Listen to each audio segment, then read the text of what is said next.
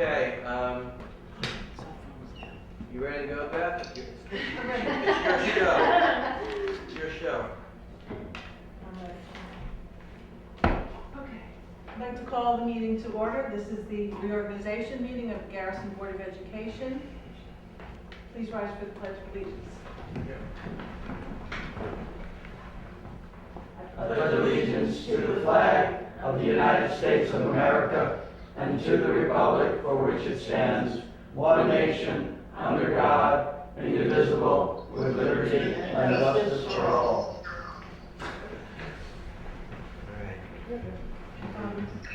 James, would you like to read the special resolution? Right.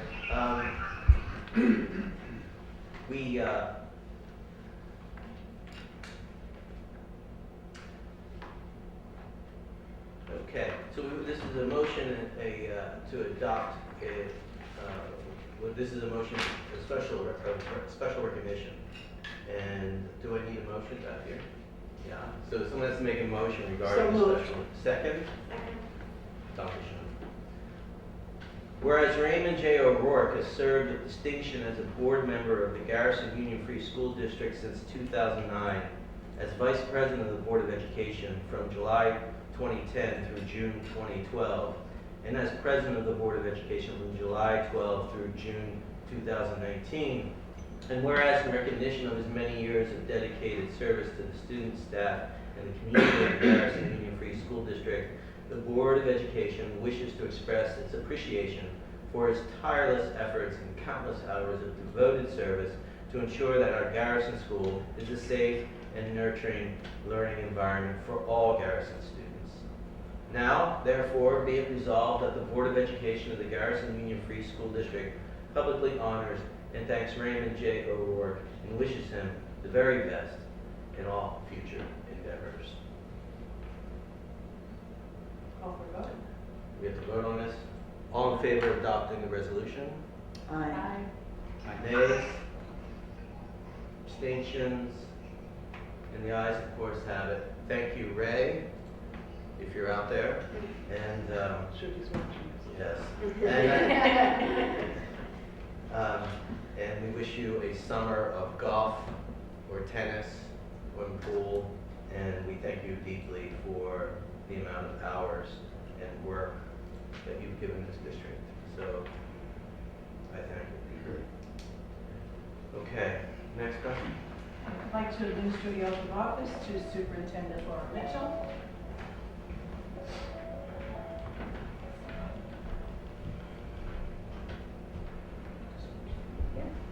I, Laura Mitchell, do solemnly swear that I will support the Constitution of the United States and the Constitution of the State of New York, and that I will faithfully discharge the duties of Superintendent of the Garrison Union Free School District according to the best of my ability. Thank you. Congratulations. Thank you.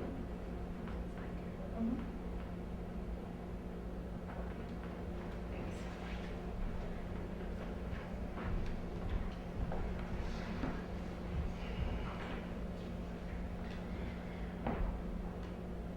And I would like to call for nominations for President of the Board of Education. I'd like to nominate James Hope for Board President. I second that. Are there any other nominations? Okay. May I have a motion? So moved. Second? Second.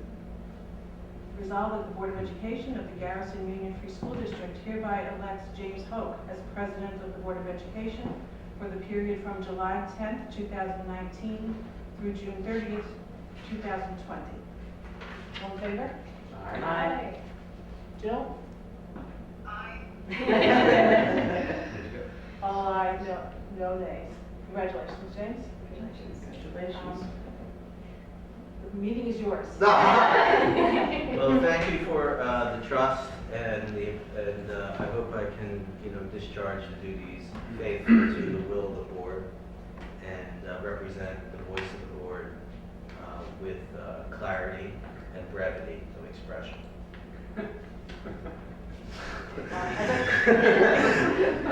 That's what I hope. Wait, have to say.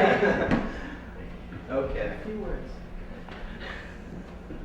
Where are we? And fill in your name here, and just read that paragraph. no, not literally, but in your mind. Ah, I think you have okay. to read it. I, James Hook, do solemnly swear that I will support the Constitution of the United States and the Constitution of the State of New York, and that I will faithfully discharge the duties of the President of the Board of Education of the Garrison Union Free School District according to the best of my ability. Thank you, congratulations. Thank you.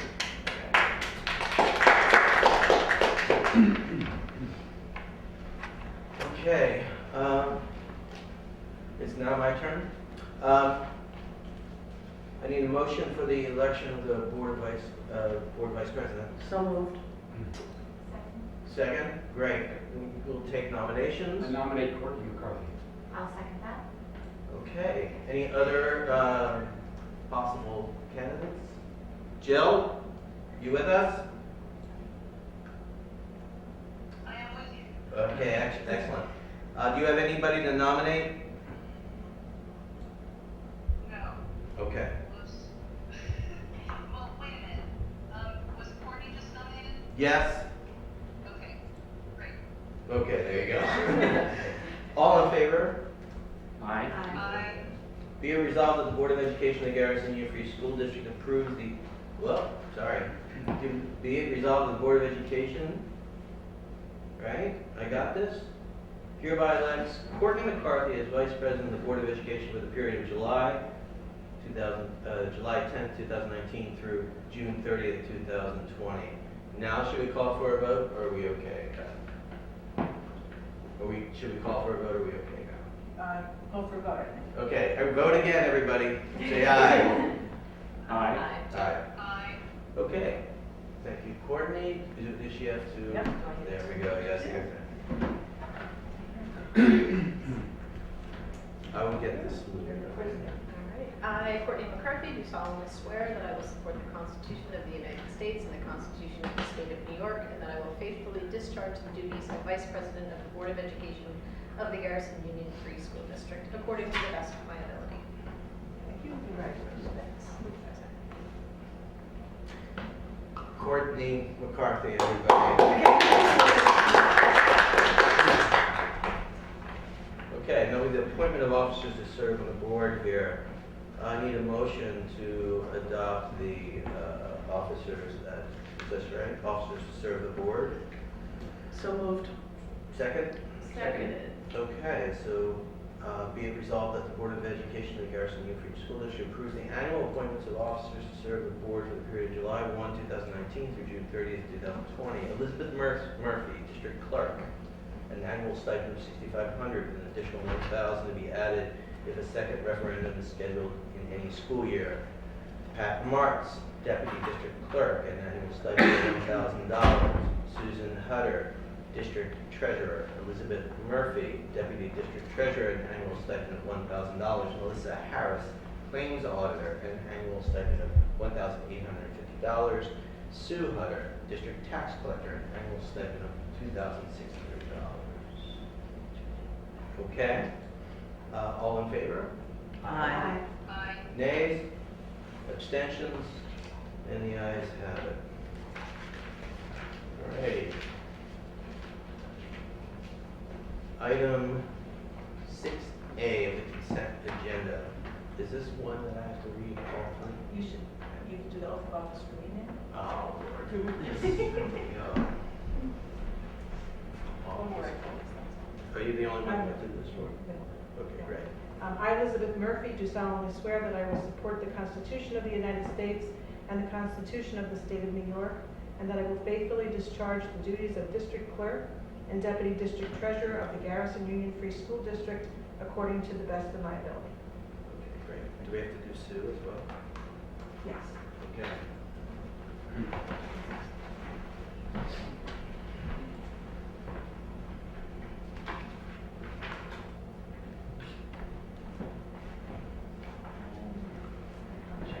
Over here? She has two. Yeah, I'll do it. I, Susan Hutter, do solemnly swear that I will faithfully discharge the duties of District Treasurer of the Garrison Union Free School District according to the best of my abilities. Oh, that's that one, right?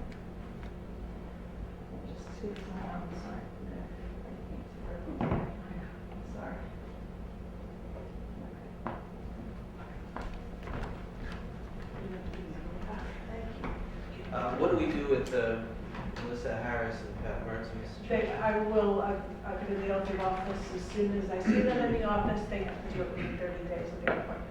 Okay, do we So need I to will make vote? sure. Do we need to vote on this, these positions? You did right. Yeah, okay, great. All right, I thank you, Sue and Beth. I think we should notify all of those who were just sworn in that next week they'll be quizzed on the Constitution of the State of New York. Okay, consent agenda, annual appointments, do I have to read all these, or how we do this? Yeah, generally, yes? Yeah. Okay, great.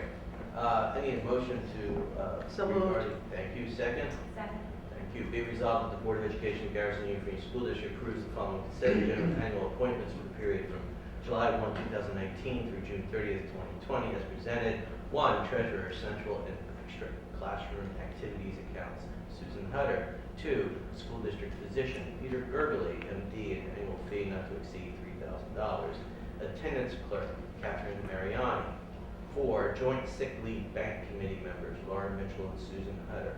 5, Asbestos Designee, Michael Twardy.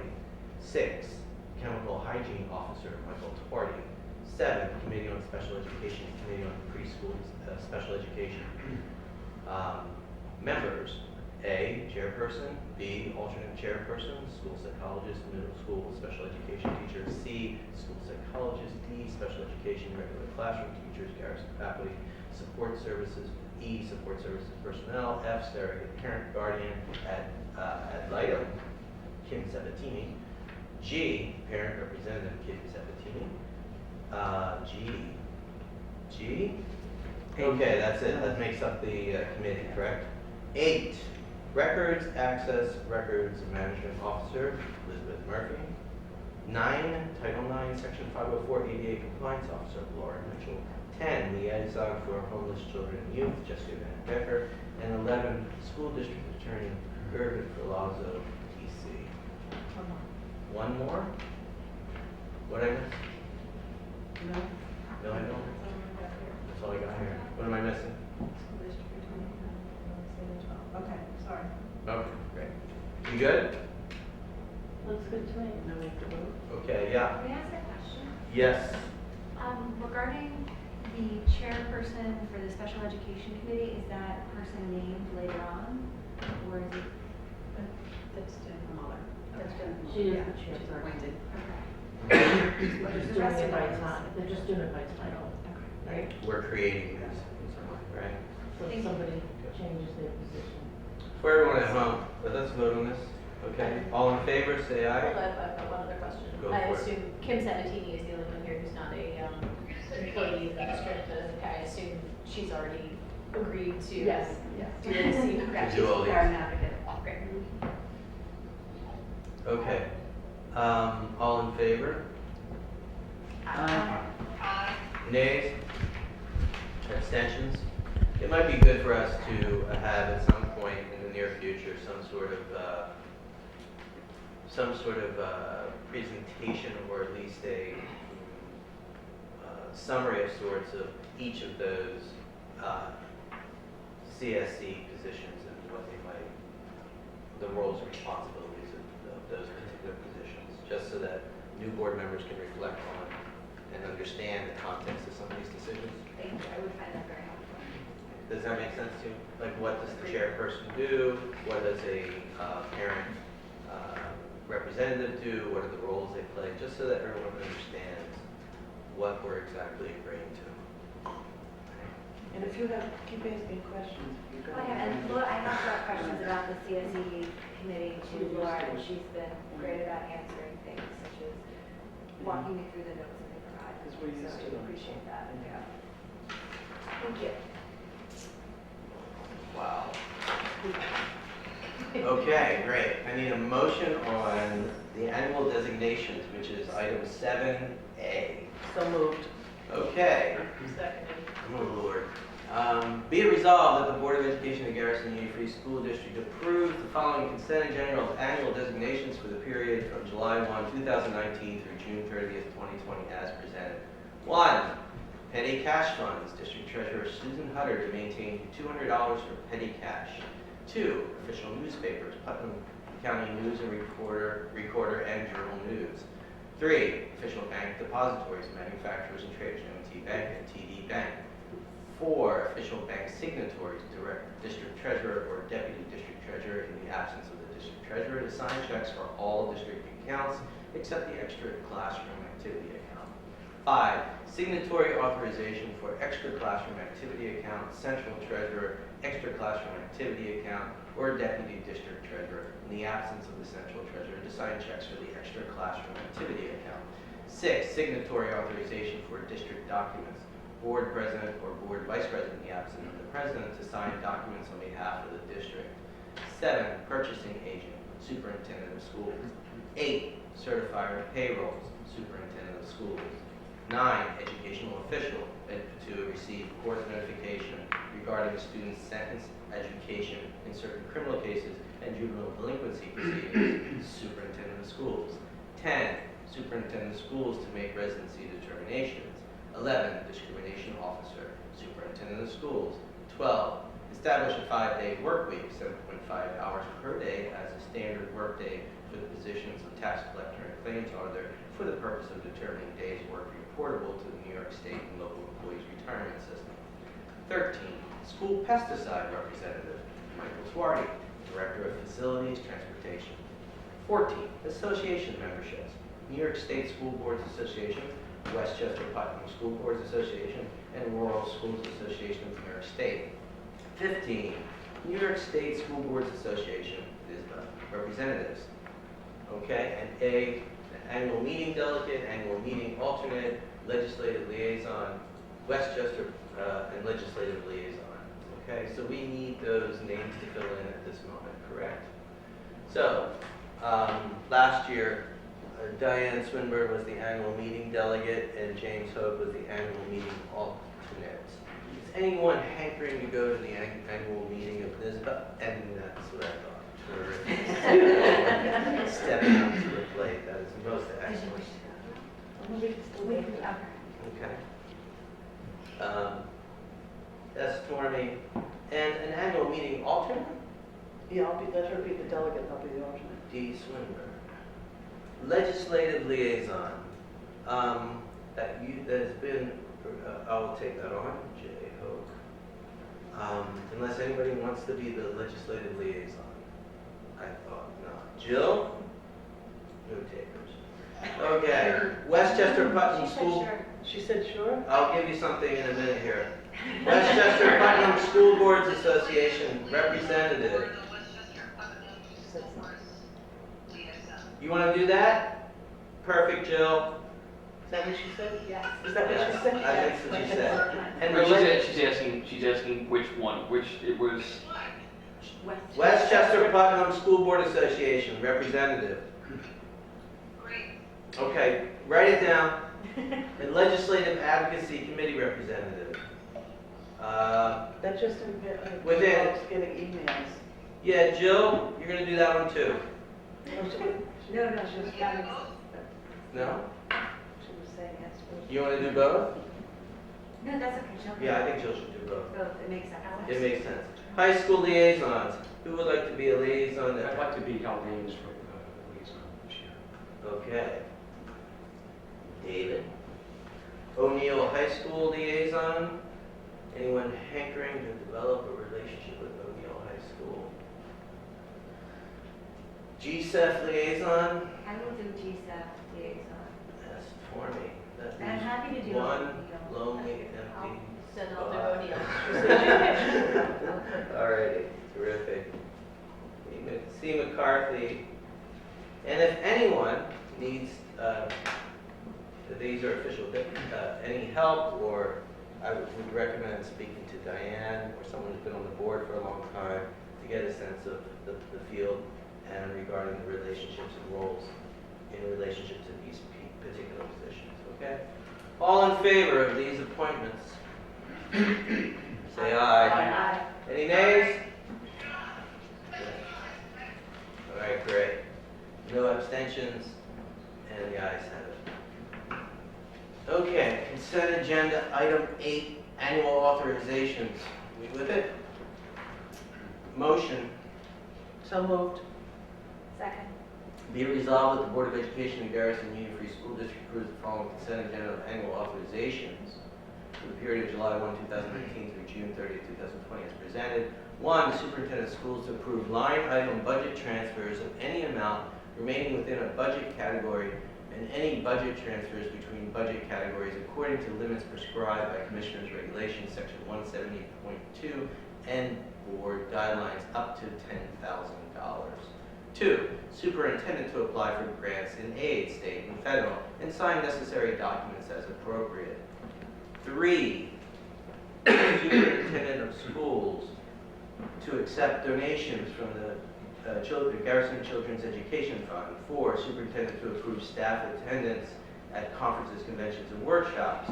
5, superintendent to make temporary personal appointments subject to the approval of the Board of Education, and such temporary appointment shall be formally placed for action by the Board of Education at the next regularly scheduled meeting.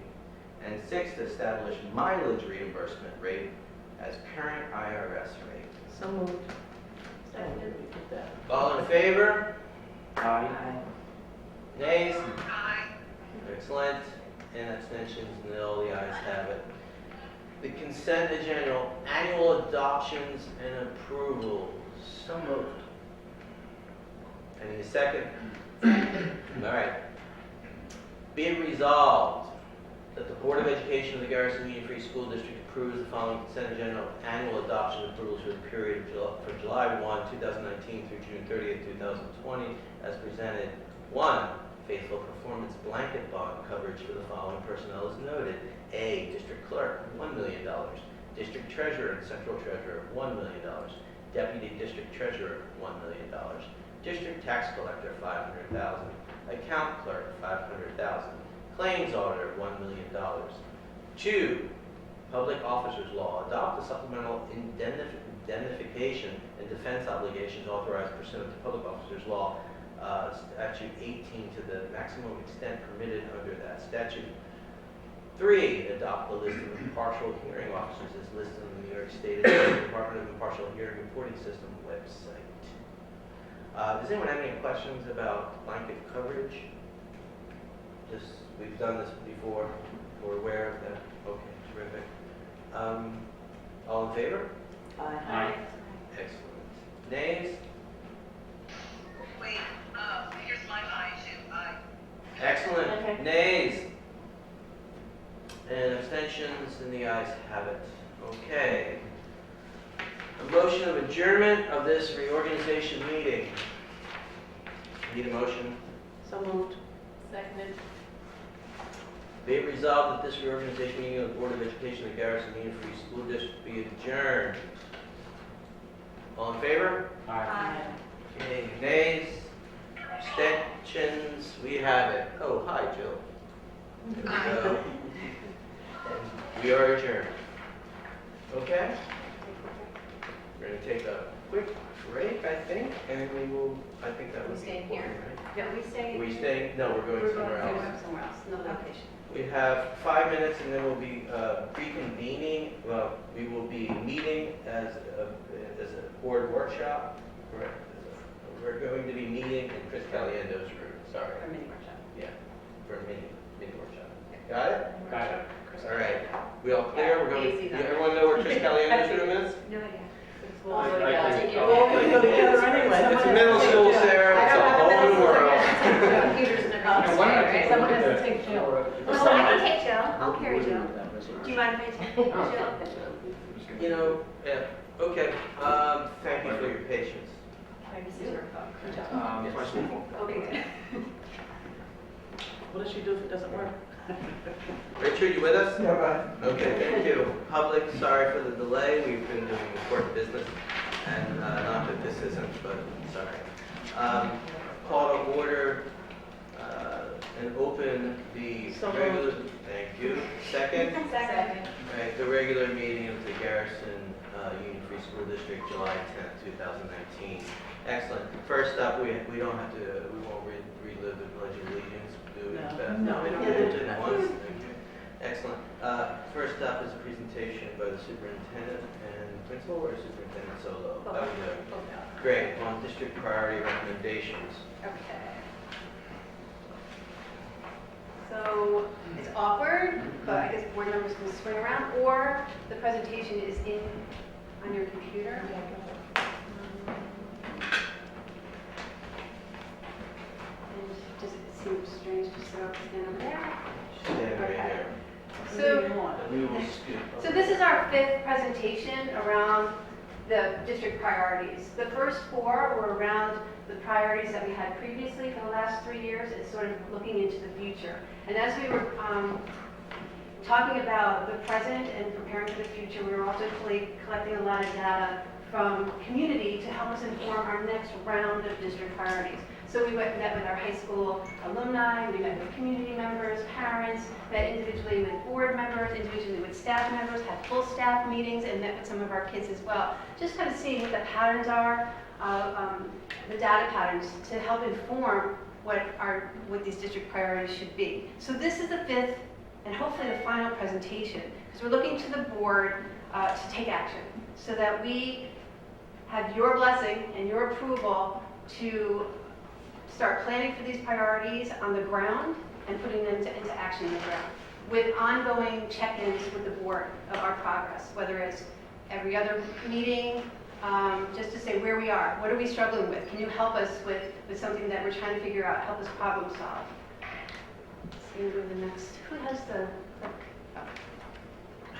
okay. So after all of that data collection and our own instructional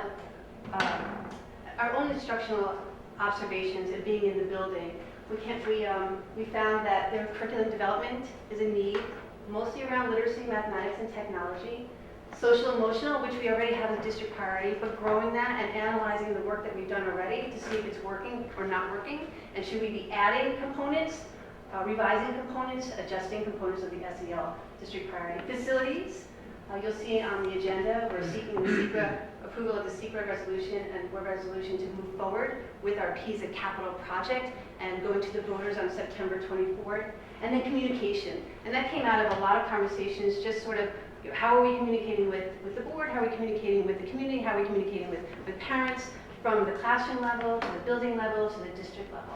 And sort of, I think a lot of the issues that we had this year were a lack of just miscommunication, misinterpretation, and maybe formalizing some of our practices so that there's clarity of procedure, who to talk to, where to go for information, what to expect from us about curriculum, SEL, and the other workings and activities that are going on in the district.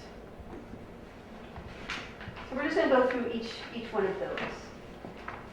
Yeah, so the first one, so we've had as curriculum development, and those subcategories would be of literacy in reading and writing, mathematics, as well as embedding technology. And so this actually, the few rationales that we've quoted here, these are actually quoted directly from our district mission. So actually many of them, as that's the driving force and has been delineated by the district as a point of focus. So the school district will develop evolving curricula and instructional methods to meet the needs of the children and enabling them to experience success and reach their full potential.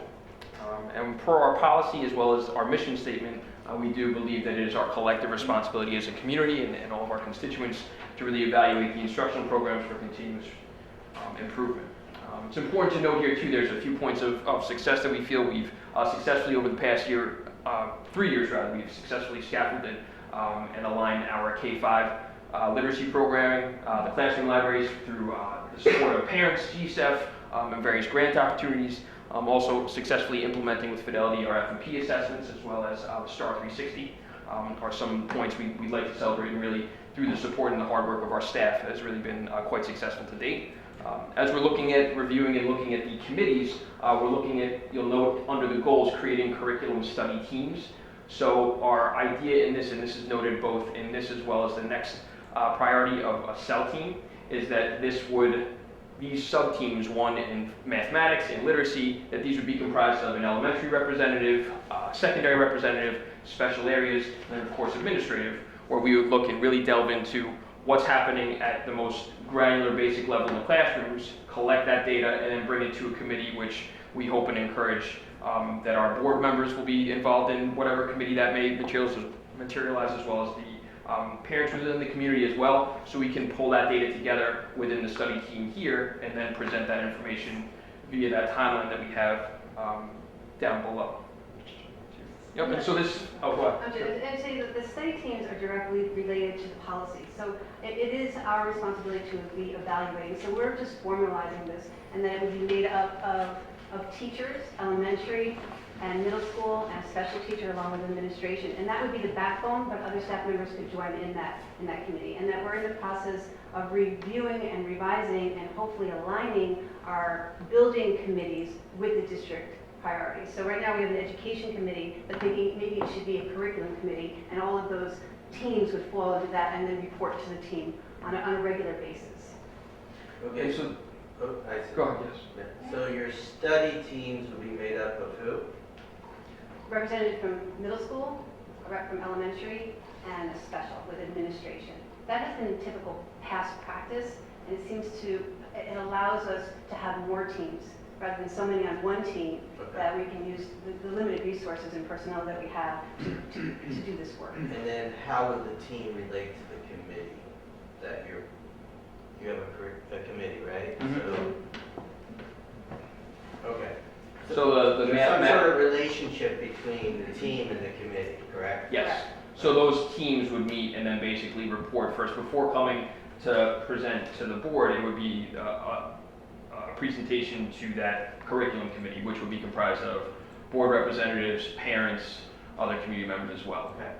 All right, got it. So that's the study team design that we were looking at. And those teams would also enable us as, part of the board policy that's dictated too is, our charge to really implement systems that critically analyze the programs and their success in both in student and program progress. So this would start somewhat of an action research cycle. We can go ahead and follow these cycles and of course present, and as you'll note in the timeline too, we've looked to, instead of having some pretty substantive presentations we had at the end of the year, we thought that there's many opportunities leading up to, even as early as the fall, to revisit and show some of the progress, some of the goals that we're starting to establish with those teams. And then also if there's any kind of things that we need to work on, such as we have the interventionist, that additional half a position that we've joined, but to establish exactly what the need is and where our students may be struggling, and really to identify, as we've discussed too, the metrics and the assessment tools we're using to really clearly identify that. So those are all going to be conversations we'll have in those sub-teams and then bring to the larger curriculum committee, and then of course share out during those, when we have those Board of Education updates. And even in between those boards, it can take place during principal remarks and Yes. superintendent remarks as well. So it could be small moves that we made that we want to share, or it may be a problem that we're trying to solve and we need your thoughts. I have two questions as pertains to curriculum. The first is with regards to the math curriculum, which falls under this slide. Can you identify what are the current curriculums in place for K-5 and middle school? Yes, thank you. So one of the things that we've noted, and we attribute a lot to that we don't yet know if there are things that are not working effectively with the math curriculum. What we do have is we've had such a wonderful experience with our consultants in words of advice over the past years in having that shared common language and literacy that a lot of our staff, our community sees a lot of value in that. So we have at this point, we have some of our teachers are using the Eureka Math program and really speak highly of that. Some of our teachers are still using the modules that were provided years ago and have found ways to effectively integrate that. And we do have the Big Ideas curriculum that's a resource that's being used at the secondary level. And our understanding is that that particular text has also now vertically aligned to have an elementary component. So what we have now here is we have a number of different valuable resources, but these teams would then take some time to look in, are they effective, how are we measuring their degree of how effectively they're working, and then which, if any, and how we can make sure, just as we've done with literacy at the K-5 level, to make sure that that's all vertically and horizontally aligned. So I don't know if that answers. And we're trying to, the goal is to have recommendations from these teams and the committees in January and February in time for the budget season.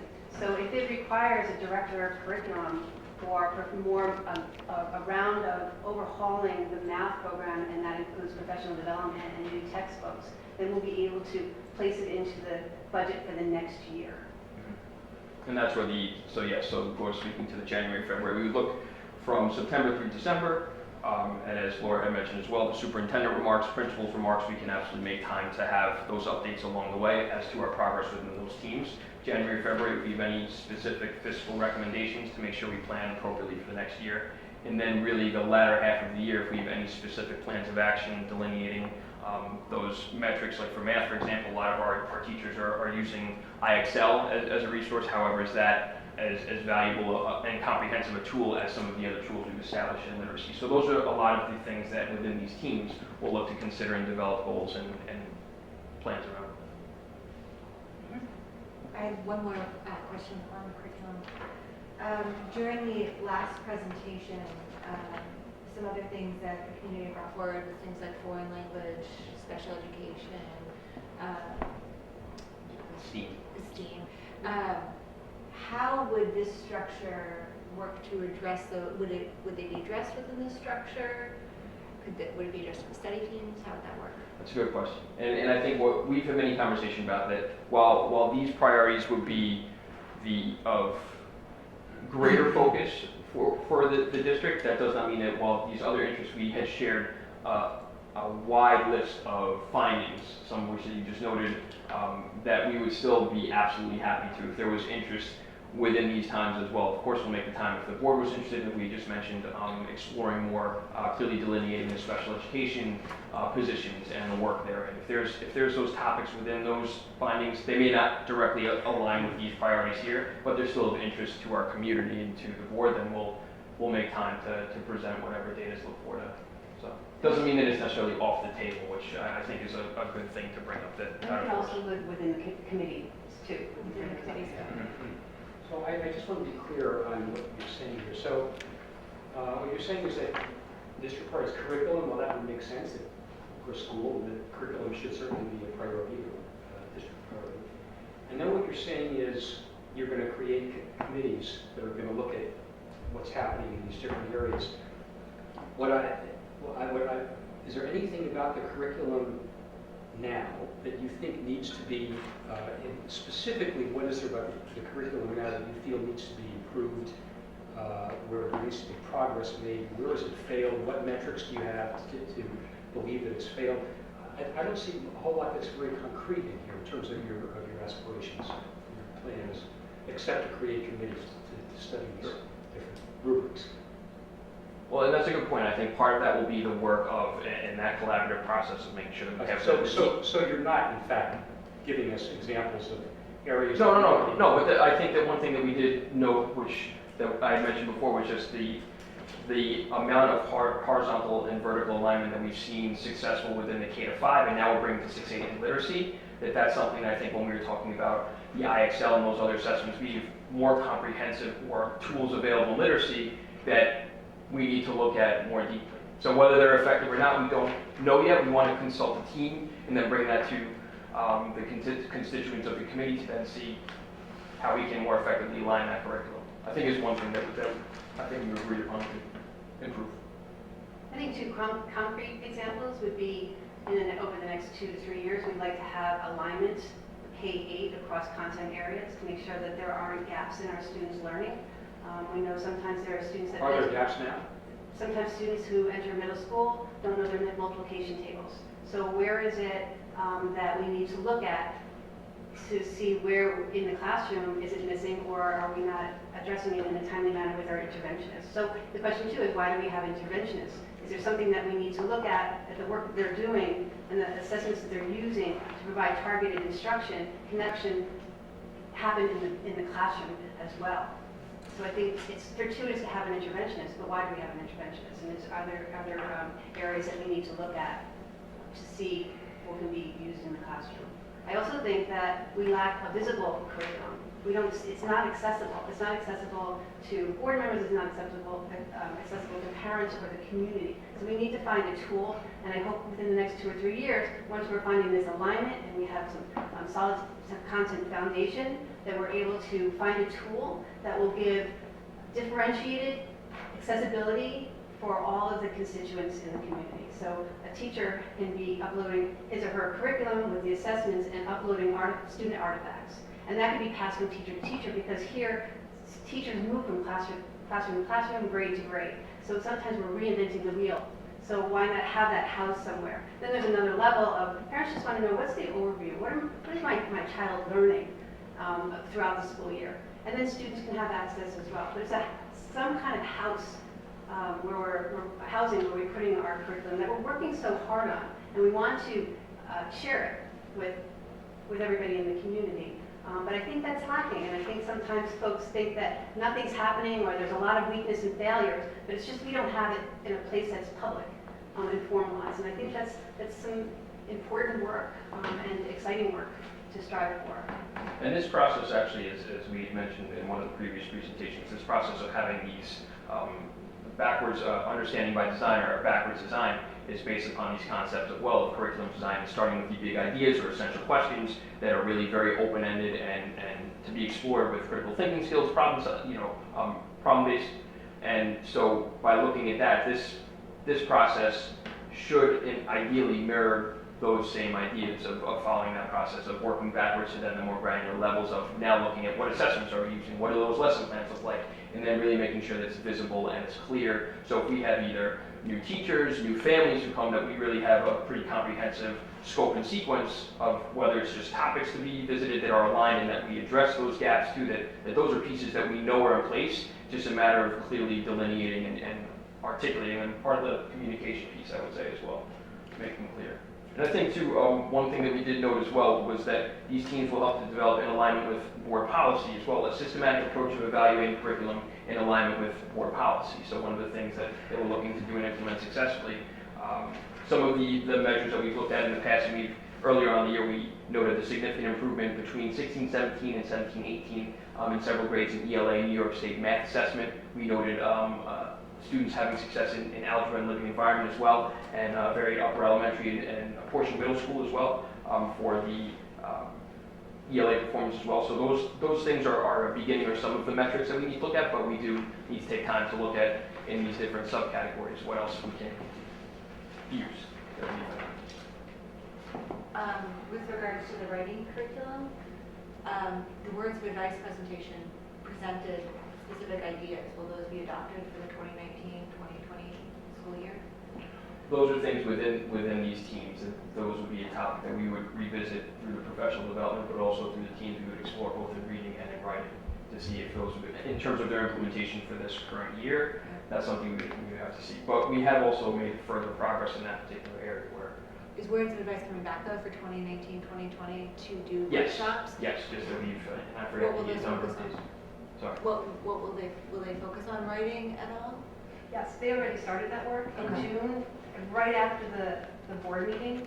They said, we're on this writing, we absolutely agree that that's the next focus within the literacy district priority. And so I believe 3 through 5 teachers met with Melanie from Words of Advice and have already created rubrics to assess student writing over time. Okay, so I'm just,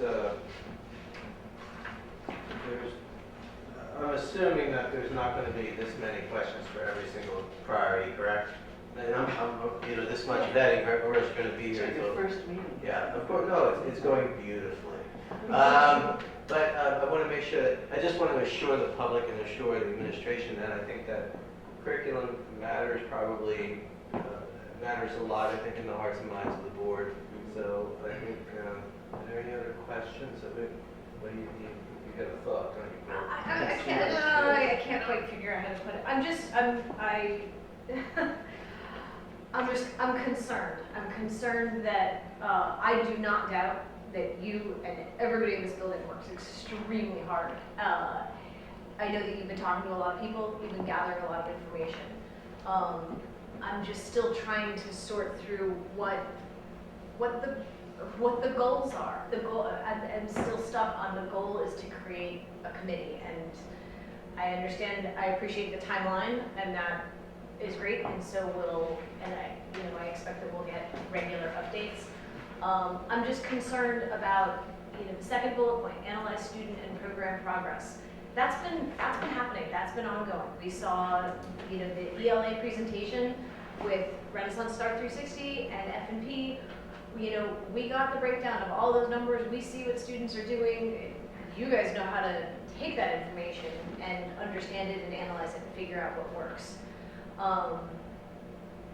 I just feel like we've been hearing about this presentation for 6 months, and like I'm ready for some analyzation, some concrete. I want to do X, Y, and Z, whatever it is. I want to do something, not form a study team that reports to a committee. I know we have a big discussion. We have, a lot of talk about the committees and how committee work is going to change. But we've been on committees before that some, that have a lot of output and get a lot done, and some kind of peter out. And so I'm concerned about what exactly is going to be done, what's going to be created. I think you hit on a specific goal of clear communication, discovering some kind of tool with which to share curriculum with teachers who move across grades and classrooms and with families. And I think that's a goal right there. I want to Transparency and articulation of the curriculum. But we need to have baseline information. We need to seriously focus in on analyzing the content that we have so that we can ensure that we're improving, continuous improvement over time. So the granular piece will come through those teams. They're the ones who will be analyzing, and that's where, just like Alex was saying, it's sort of, this is a broad stroke, and we're going to have to funnel through. So we need to say, yes, move forward with this, and then we can create the journey towards meeting these goals. So I think. So I know your frustration, and process is really hard. But process is extremely important to being strategic, being thorough, being thoughtful, ensuring that we have the best for our kids, a representative for the kids in this district. Not what's happening in other districts. We have brought in research-based programs and initiatives, and we're making them fit to meet the needs of our kids here in the Garrison School. absolutely, that should be. And that's why we're keeping the teams lean, is that we can achieve momentum and data collection and analyzing all of our content areas and creating a pathway towards continuous improvement.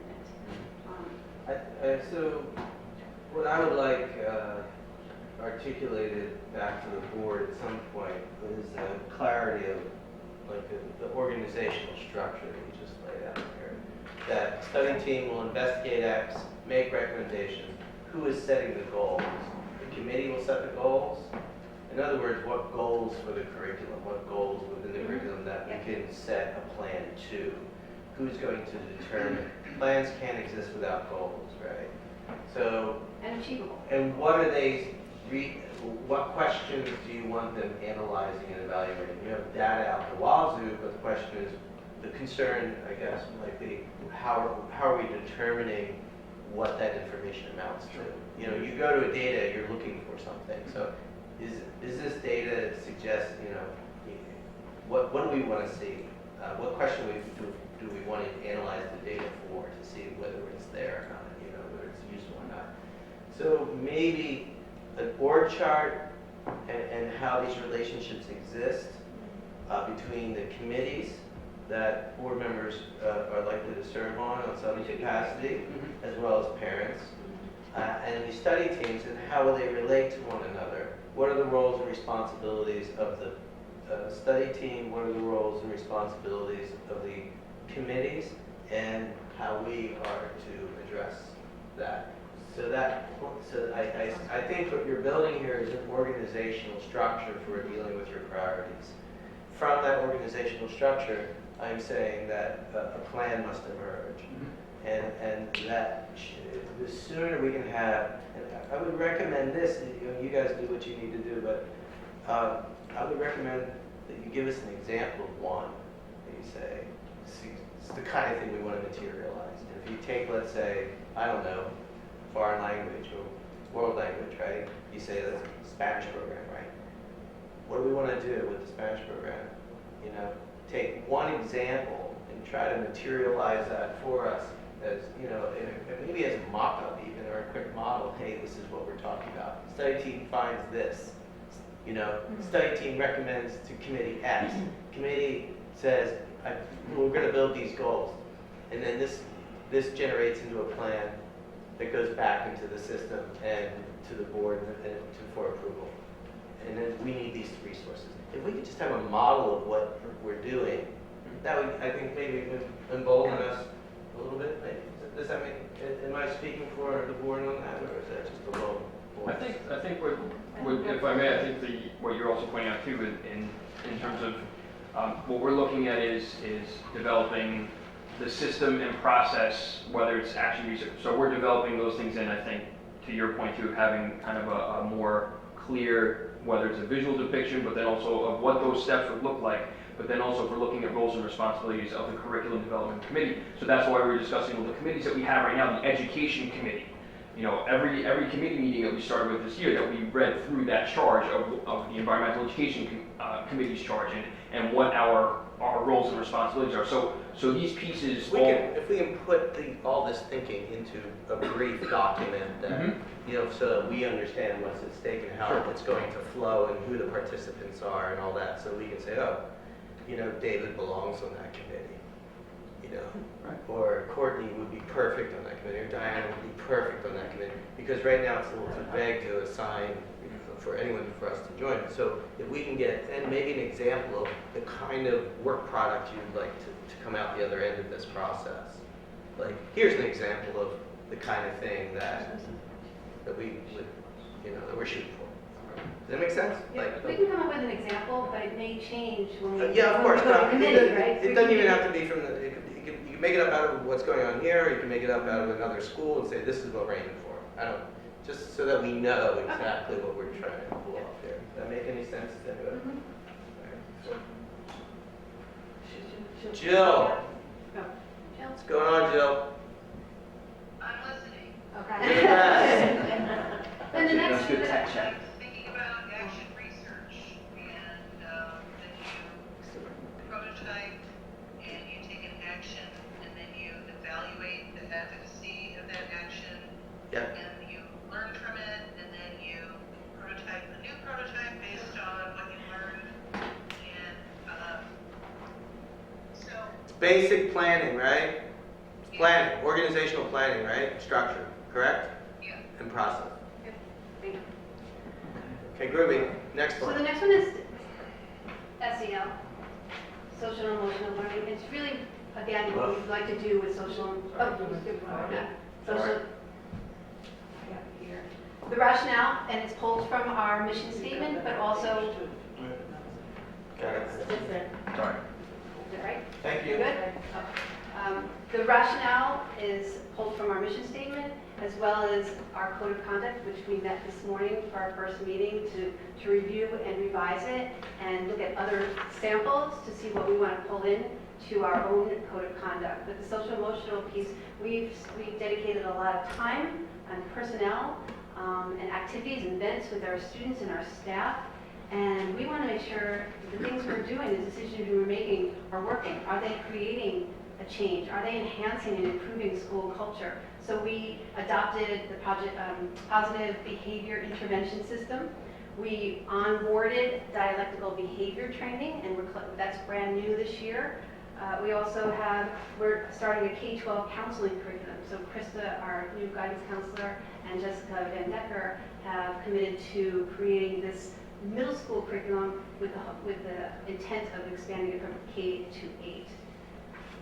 So again, this is another action research where we will foster, how are we going to continue to foster self-esteem and love of learning by empowering our children to excel academically, socially, creatively, and physically.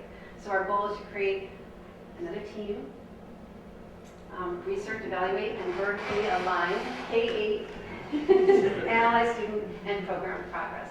We have some data that we can pull from the PBIS program to help inform whether this program is working. Is it truly a K-8 program? Should it be the younger grades? Are there things that we can move that adjust that would be a bigger incentive for our older kids, or is there something else that we could look into, such as peer mediation, more leadership opportunities, restorative justice practices? But we want to see what we're doing now on the ground, because we've invested so much time and love and commitment to it. How are we doing? It's time to look at how we're doing. And we've also set up a timeline to have ongoing BOE updates. That can happen in my weekly that I can share with you, with the board each Friday. That can be done through superintendent remarks, principal remarks, and it can be more formalized with the teams who are doing the work, who are part of that team. Questions around social emotional? No, just one comment. I think it is helpful to have the teams come in and present in relation.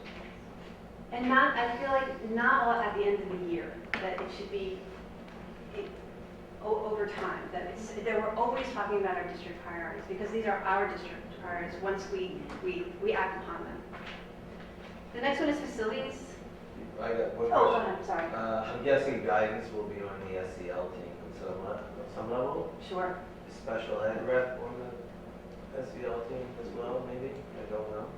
And with the when we're looking at the code of conduct, it goes hand in hand with the code of conduct. When you look at certain models, and we're sort of exploring that as well, it's like there are consequences to behaviors, but there also needs to be support systems and interventions for behaviors as well. And this is where we're building our toolkit. Are we using project-based? Are we going to use dialectical behavior? Are we going to use restorative justice? Are we going to adopt peer mediation? Are we going to look at our K-12 guidance plan to help our students when they don't have coping skills or they're making bad choices? They need to be intentionally taught how to be good citizens. So if they're faltering and they're stumbling, and we know that they can't deal with change in their schedule and misbehavior surfaces, what are we doing? We make it a consequence, which may just be a conversation with the principal and saying, this is what I saw, how are we going to move forward in a positive way? But what are those other interventions that are intentional and purposeful and meaningful that will give them the skills they need to deal with conflict or with change in their schedules, or when anything event impacts them, that they're able to deal with it over time. So if we're able to create this K-8 social emotional learning, where our kids gain these skills, they're going to be okay in this world of conflict. And there's the deadlines as well, or the timeline. Any other questions? Just to confirm, PBIS will continue next year, that as it currently exists, K-8. Yes, it will, as it exists, but I think as Jill was saying, action research, a prototype, when you're doing prototypes, you can stop and adjust the plan along the way. You don't have to wait for the plan to be fully developed, but you can make adjustments along the way. Because there's urgency now, our kids are here, right? They need attention, and they can't wait 6 months for us to come up with a plan of action. So sort of a prototype and action plan is that things may ebb and flow and things may change over time. If we find out PBIS is not working, let's either adjust it, fix it, or find something else.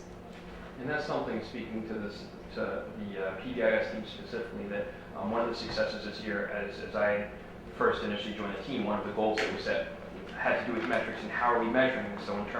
So we looked at the referral system and completely revamped it so that now we have a steadier kind of baseline assessment to now move forward and see, is this program working effectively, and if so, for what grades. And we also integrated this PBIS rewards, which basically just digitized, but now also that has a referral component as well that might align nicely too. So we've now. Referral? Oh, so if there's so for any kind of disciplinary issues. Disciplinary. Yes. Okay. Yes.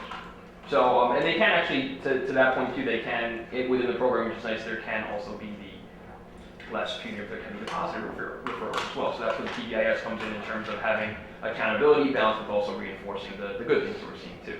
But so we've had time to use these tools, collect some data. So now we're at this point where we're going to take time within this team to look at and see how is it working, are these tools effective, can we do with or without. But the team has done a really great job this year of really rolling that out to the staff and using those tools. And the social emotional work that we have is a model, used as a model throughout the BOCES component, the districts. PBIS, our team was the one that was highlighted, and they were the ones who were asked to present PBIS. DBT, we're getting notice for our dialectical behavior therapy and how the team was trained and implemented in such a strategic and thoughtful way. So we are embracing and adopting research-based practices that are used in other schools, and sometimes they're it's very successful in those schools, and other times they're not because they may not be meeting the population's needs using these tools. But these seem to be working for us right now, but we'll make sure when we analyze them in a systematic way. I think that's great. I really think that's wonderful.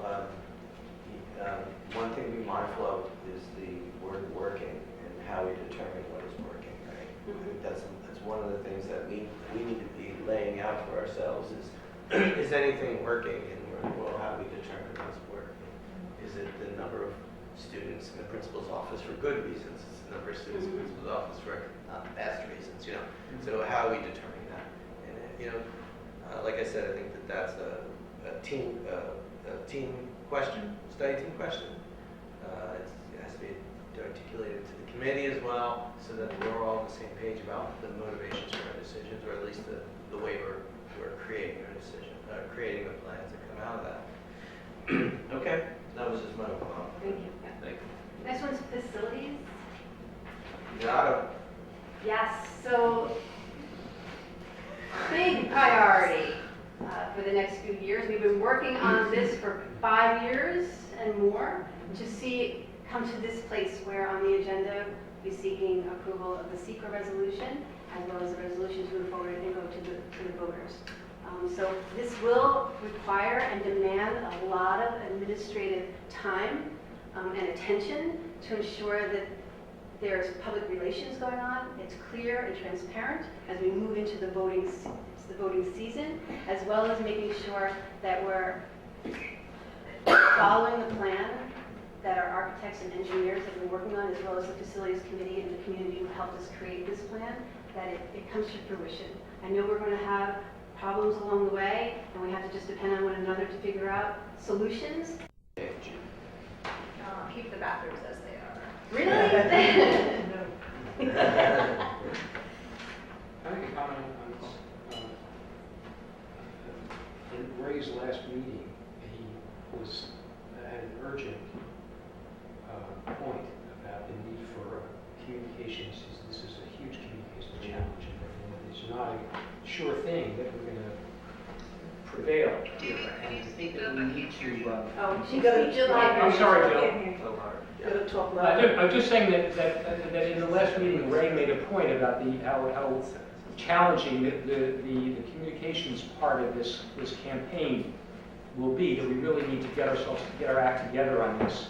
And I think we don't have to do it right now because you're in the middle of this presentation, but I think one of our highest priorities should be to put together some kind of a plan, a team, which may involve hiring people, I don't know, but so that we can have the best chance of prevailing in September referendum. I think it would be important to just at this point, appreciate your thought, David, to once we approve all this, that we have to definitely represent the rationale for the project. We definitely can, we're going to vote to support the rationale for the project, to put it in front of the public and allow them to choose.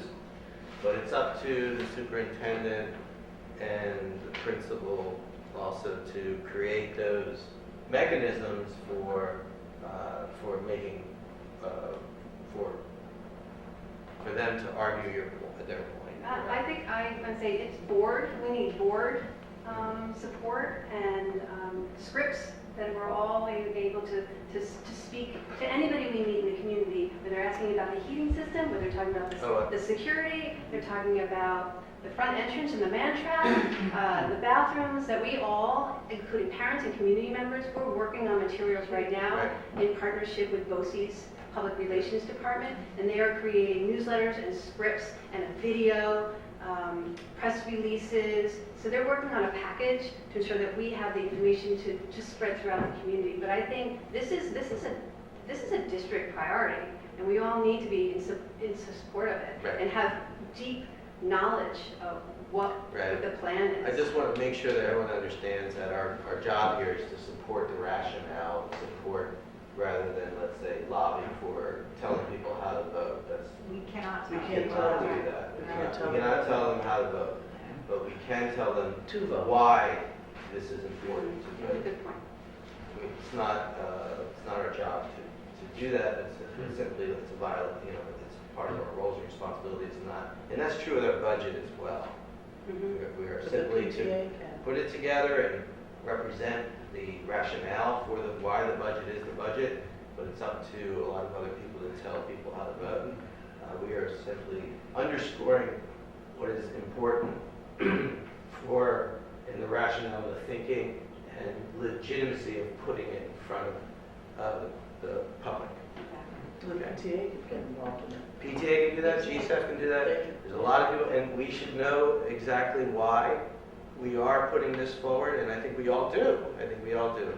But I think it's important to share that common language so that, you know, because I think we all have experiences with this building that we understand. We've had tours, we understand the value of this project. Who will be the one that gets to the PTA? The board members or the administration? We can work with PTA, Yeah. yeah. Yeah, because we gotta get them in on it soon, everybody, and the fund. We've gotta get them involved soon. Yeah, and we've met with both about just sort of planning our years, the year out together, so this will be embedded in those conversations as well. How can they support, inform? All right. That's the priority, so Well, it actually is, it's funny, did we have any other questions on facilities, because a lot of David's points do point to communication, unless there were further questions about facilities. No, I think we're all I gonna think we're good. Because many of the points that you're making, David, so if you'd like to join the team, because you mentioned that, that's one of our charges, of course, with this as well, because we see that that is something that we need to explore and look at.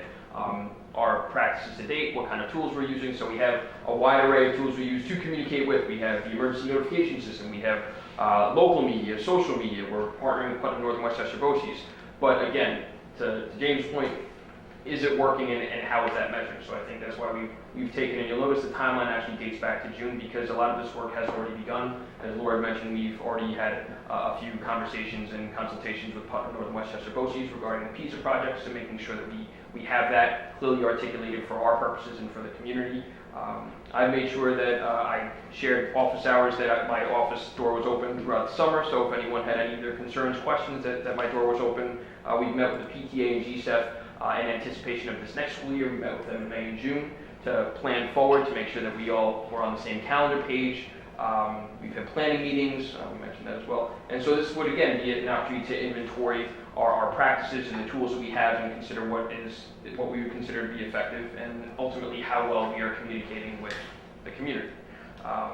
So then as you can see, so this is really started June, will continue through to September. So as of November, it again revisits that idea of action research. Well, then we'll see. You know, the communication landscape is constantly evolving and changing. So this, of course, this priority will look a little different in terms of its timeline. But there's a lot of pieces we've already started to put in place. But we also want to establish those systems and protocols to evaluate much in a similar fashion as that team design that we've discussed.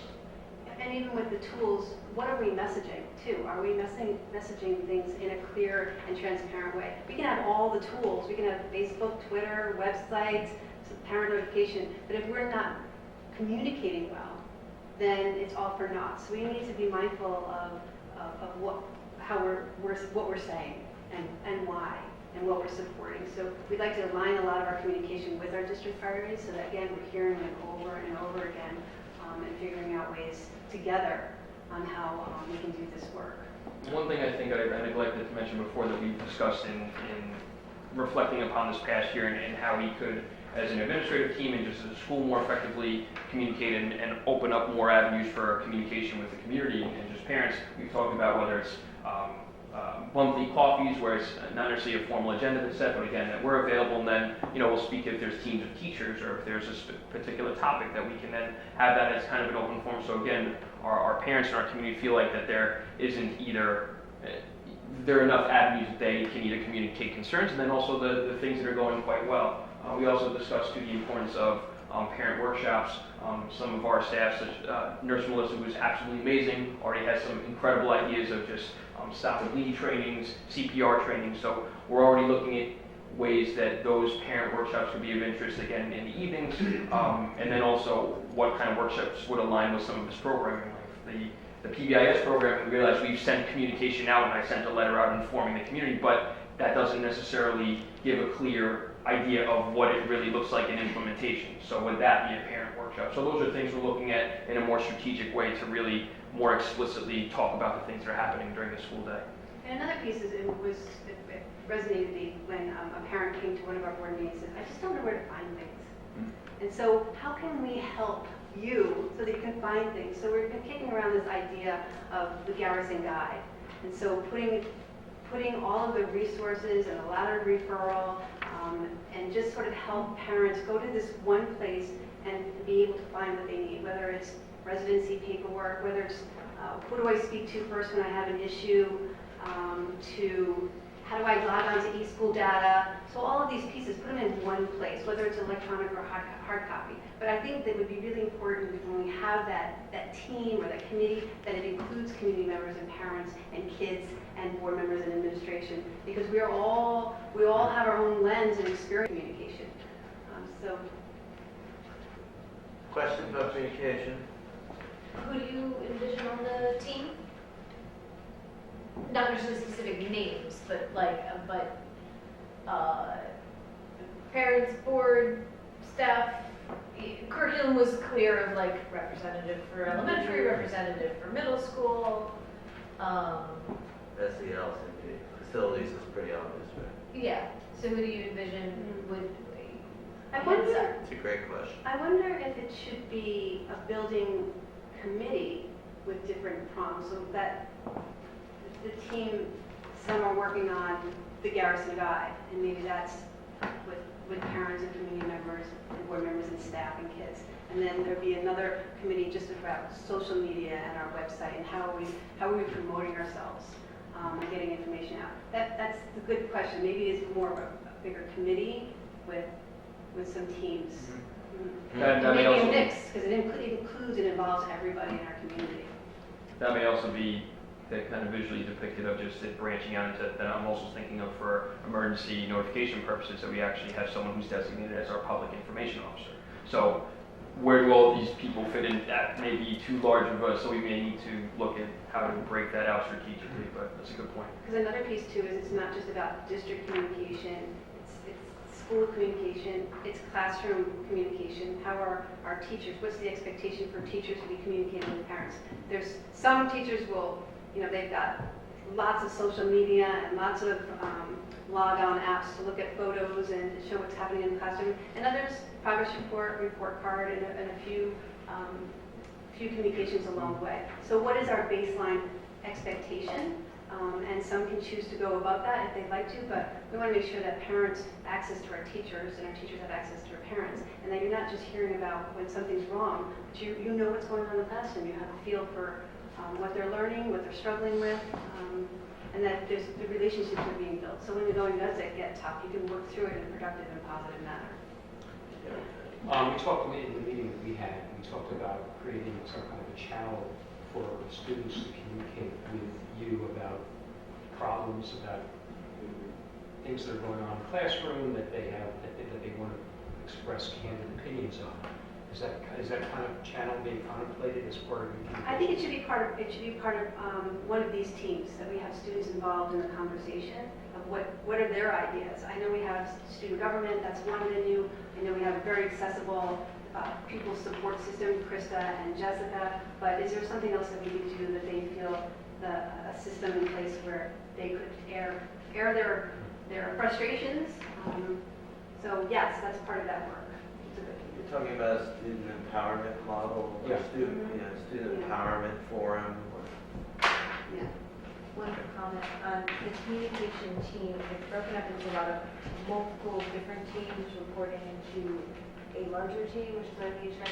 I would just have a concern that reaching a plan of action with so many different little teams by October would be challenging. Well, yeah, that's good, yeah. Just so many things about when you're structuring the communication. It might be that- type teams. I think when we talked about the two, that's a good point, that when we talked, we didn't stretch it out during the course of the year because when we had this beginning phase and then we were looking at October as almost that, again, revisiting the idea of action research, that would be our first kind of phase or draft of what we're looking at and discussing all these points. So from that, we'd be able to kind of more clearly delineate what the rest of what, I don't think the plans of action in October will look like the other plans that we anticipate for the other teams at the end of the year, to your point. Does that clarify? I do think Dr. It's also not, probably not so budgetarily dependent either. Well, it might Not because, necessarily dependent. because of communication Mhm. and the students and in sharing of information. This may, we've spoken about it in past board meetings, is that this is require another person to help with managing communication with the public and within district, with public relations. I mean, they have a whole department at BOCES, and I don't know what the other districts are doing, but I know that they have full-time and part-time people who are creating these e-newsletters, newsletters that go out to the community, press releases. We have the capability, but we don't have the time to do that with fidelity. I look at you, but is there a way that, could we hire somebody to help promote and get that information out to the local newspapers and to websites and Right. social media? An example of that so there may be fiscal implications, and maybe, Sarah, to your point, is that maybe we have this mirror more of the timeline of the others, rather than, I think we just wanted to make it clear that these things are happening because all these tools are in place now, that it is in implementation right now. But to put all these pieces together strategically would take time. But another example would be the Youth Climate Summit, that there were also invitations to PCNR, to the Highlands Current, to Putnam Northern Westchester BOCES provided video and interviews and put that together as well. So putting all those pieces at work quite well, but would it be a consideration by the team to have those kind of regular pieces in place, so not just for necessarily an event of that magnitude, but just on a day-to-day basis to really get the daily runnings of what we're doing.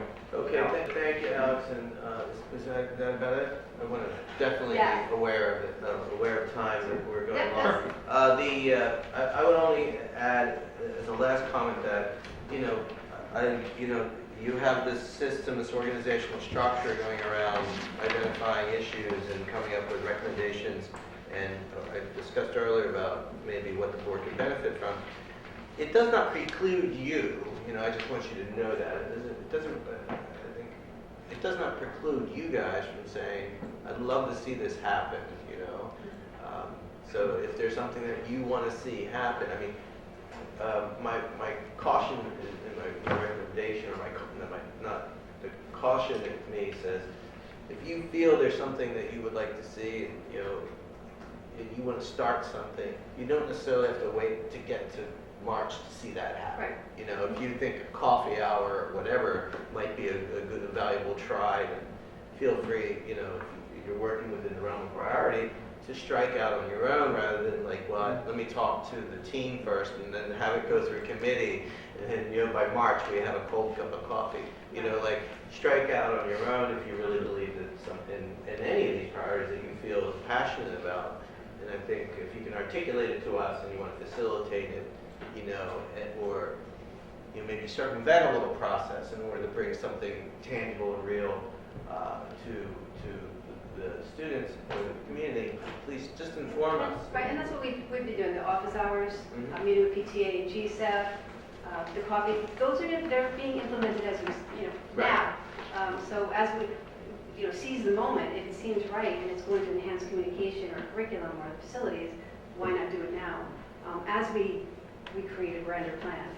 And that is, I think that to that point too, that's why we envisioned having in each of our timelines, we had the earlier updates beginning September, October, and through the fall for that reason, because we anticipate some of these things being enacted, and then we bring them before, see if they work. We think that something will work within that realm. Pilot programs. Yeah, pilots and whatnot. Yes. Perfect.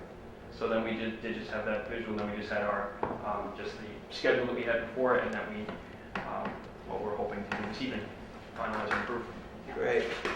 We're up to number 14 here, public comment about the presentation. We good? I want to say PCNR takes very good care of us. I'm not calling you out in any way, but I'm trying to get It's going to end up in the without paper help. then. Anybody from the public would like to, respond to the presentation? A couple of comments. Am I supposed to look at you guys or look at the camera? I'm talking to you, so I'm going to Yeah, talk. adjust the board, Okay. and the camera will adjust accordingly. If you come on over here. Yeah. And you're in just, give us your name or, All right, so my name's Jesse Lunan Pack. My wife, thank you. My wife Liz and I moved to the district almost exactly a year ago. We have 2 sons in the school. Seth is a rising 6th grader, and Gabe is a rising 8th grader, who most of you had the pleasure of listening to play piano last month. So a couple of things. First of all, I want to commend Alex and Laura on the process that led to this. I think that this showed a way of having great communication, but I also in here. That communication was two-way communication. It wasn't pushing information out into the community. There was a lot of listening. I went to one of those meetings where it was really a free-form, what do you guys think is important? And I think everybody left that meeting feeling really good about their school, that the school was listening as to what was important to us as parents. So I would encourage you, Laura, you spoke a lot about almost a PR program and sending out newsletters. And there's got to be an equal amount of listening. And Alex will tell you that I bug him all the time saying that he hasn't. So I want to make sure that doesn't get lost in the shuffle here. An overarching comment about this presentation, and if I were to say what our one district priority should be, it would be academic excellence for our kids. And I think you guys have actually identified a lot of things that support academic excellence for our kids. We need to have a great curriculum to teach them. The kids need to have the social and emotional skills to learn effectively. They need to have a building that is not too hot or too cold or too old or too dangerous so that they can feel comfortable learning. But I don't want to lose sight of the fact that in many ways these are tools. These are not the end goal. Right. The end goal is academic excellence for our kids. And when I think about what I want my kids to graduate school with, I want them to have the mathematical and scientific literacy to go out into the world and be able to determine truth from fiction. I want them to have the critical thinking skills so that they can make that determination and share it with other people. And I want them to have the writing skills so that they can express themselves and share what their determination is and try and convince someone who might disagree with them that, well, actually, this is why I'm right and you're wrong. And do that in a respectful manner. That's what I'm looking for my kids out of an education, is to really give them those 3 things and the self-confidence to employ those things because they know that they've learned them really, really well. And Courtney, we don't know each other, but I want to echo what you said, that it's a little concerning to me when I hear a lot of talk about teams and committees and this and that and the other thing. So I'm going to share an observation from this side of the table, the parent side of the table, that I think often gets lost on the other side of the table. And I don't mean this as any disrespect to this board or this administration. It was the same problem where I just came from. Students only get one opportunity to go through a grade level. Seth is going to be in 6th grade. If at the end of 6th grade, the committee decides that 6th grade could be done better, he doesn't get a chance to do it over again because it's going to be better this time.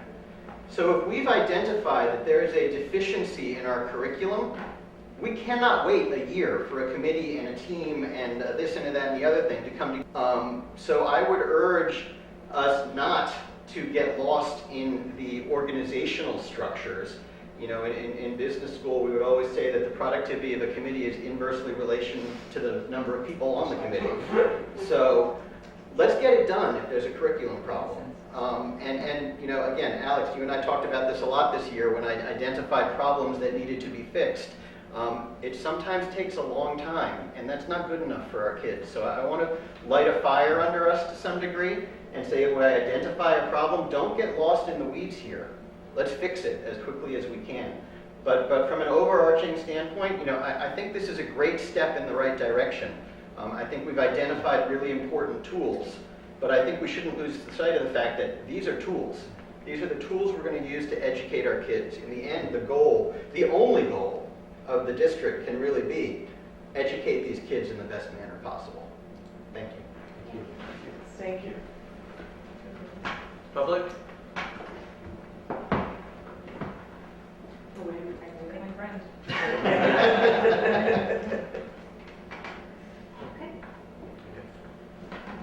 you. Thank you. just, if we don't respond, you know, just don't take it as you're being ignored or one is being ignored. It's quite all right. I just want you to understand that part of our policy and part of the way we have to conduct business is not to necessarily respond at the moment. But I believe that your comments deserve, and everyone's comments deserve a response. How you receive that response might be dependent upon who you are or whatever role within the district should be delivering that response. So as the new-fledged president, barely chirping. Congratulations. Yeah, I want to promise that the responsiveness will be something you notice, and we have a way of being able to get back to regards. But you're going to be heard. You're going to be heard. Okay. Okay, and that's just basic board practice. All right. Well, Superintendent's so you don't have anything to say, do you? Usually Ben, we usually use presentations.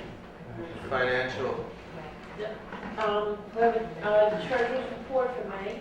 The first one on the attachment is the investment reports. We started out with $7,012,178.62. We had interest of $5,530.26, and transferred to the multi-fund of $475, and ending the month at $6,542,708.88. And the next one is the multi-fund account. We started out with $1,315,167.30, and ended the month at $1,168,334.99.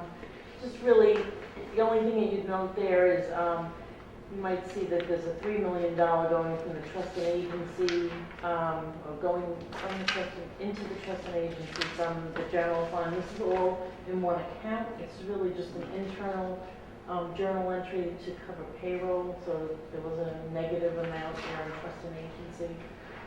Other than that, I don't have anything else to say unless somebody has a question. Financial reports. Nine. We have to Okay. vote on the treasurer's report. Okay. Did you take a vote on the district on whether we approve? It's later. It's later.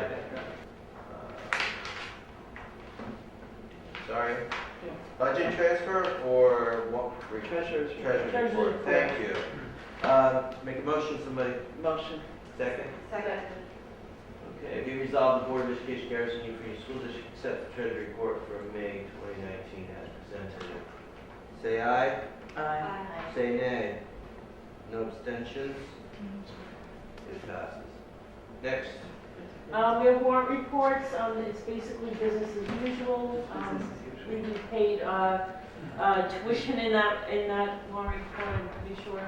Unless there's any questions with that, that's why it's so big. We did pay Haldane tuition and O'Neill tuition in this warrant report. Normally we don't spend that much, but it's the end of the year, so a lot of bills getting paid. So unless there's any specific questions on that, I can move right on to the budget transfer, which also has to be voted on. This is typical for this time of year, to do a lot of different budget transfers, closing out the year.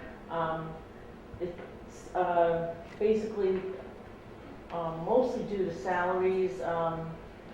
We didn't settle contracts until the middle of the year, so when all the payments are done at the end of the year, you see that there's some things left. Okay, so this makes us whole, or makes us close the books on June 30th? Well, Roughly? it helps me close the books. That's what I'm saying. So we don't have negative balances, which, that's what the second page shows, like all those negative balances that we basically overspent on some of these lines, or anticipating that we're gonna overspend on some of those lines. Yeah, We can lots, overspend on the total budget, but on certain line items, we've overspent. And Gotcha. that's why you're approving a budget transfer. Okay, great. Motion to accept the budget transfer. Be resolved, the Board of Education Garrison Union Free School District approves budget transfer number 8 in the amount of $77,470. All in favor? Aye. Nays? Aye. Abstentions? Passes. Thank you. So it's always ever a pleasure, and your patience is much appreciated. Consent agenda. Okay. We have a consent agenda with many, many, many things. I get the opportunity not to read all of it. Supposed? Oh, I do it on the little one? We always have before. All right. There we go, we're on the agenda. All right. Be it resolved, the Board of Education accepts the consent agenda, right? So I need a motion to accept. Motion. Second. Great. For items A through B, as indicated, is it B? X. Wait, B through Yeah, I X. see X. B through X. B through X. No, yeah, I got it. B through X, correct? Minutes. Yeah. Minutes of May 29th to June 12th, 2019, CSE recommendations, I'll just rattle them off, okay? D, appointment of speech language teacher, that might be something we note. E, accept resignation of music teacher. F, accept resignation of cleaner, and by that we mean a maintenance person. We don't need to, I don't think, in this particular case, correct? That one has special wording in it. Yeah. Dang. Sorry. Approve the, oh, yeah, I remember this. Okay, I'm gonna hold on to this. Approve the appointment of Marissa Gargaro to a probationary term of 4 years as speech language teacher in the tenure area of speech effective August 28, 2019, and expiring on August 27, 2023. She holds initial NYS certification in speech language disabilities. The salary for this position is based on MA Step 2 of the Garrison Teachers Association salary schedule. Okay, so we have a new speech language person, correct? All right. Accept the resignation of Douglas Vide from the position of music teacher effective August 9, 2019. F, accept the resignation for the purpose of retirement of the grad of Randolph Hart from the position of cleaner effective at the close of business on November 1st, 2019. After how many years? 19 years, I think, right?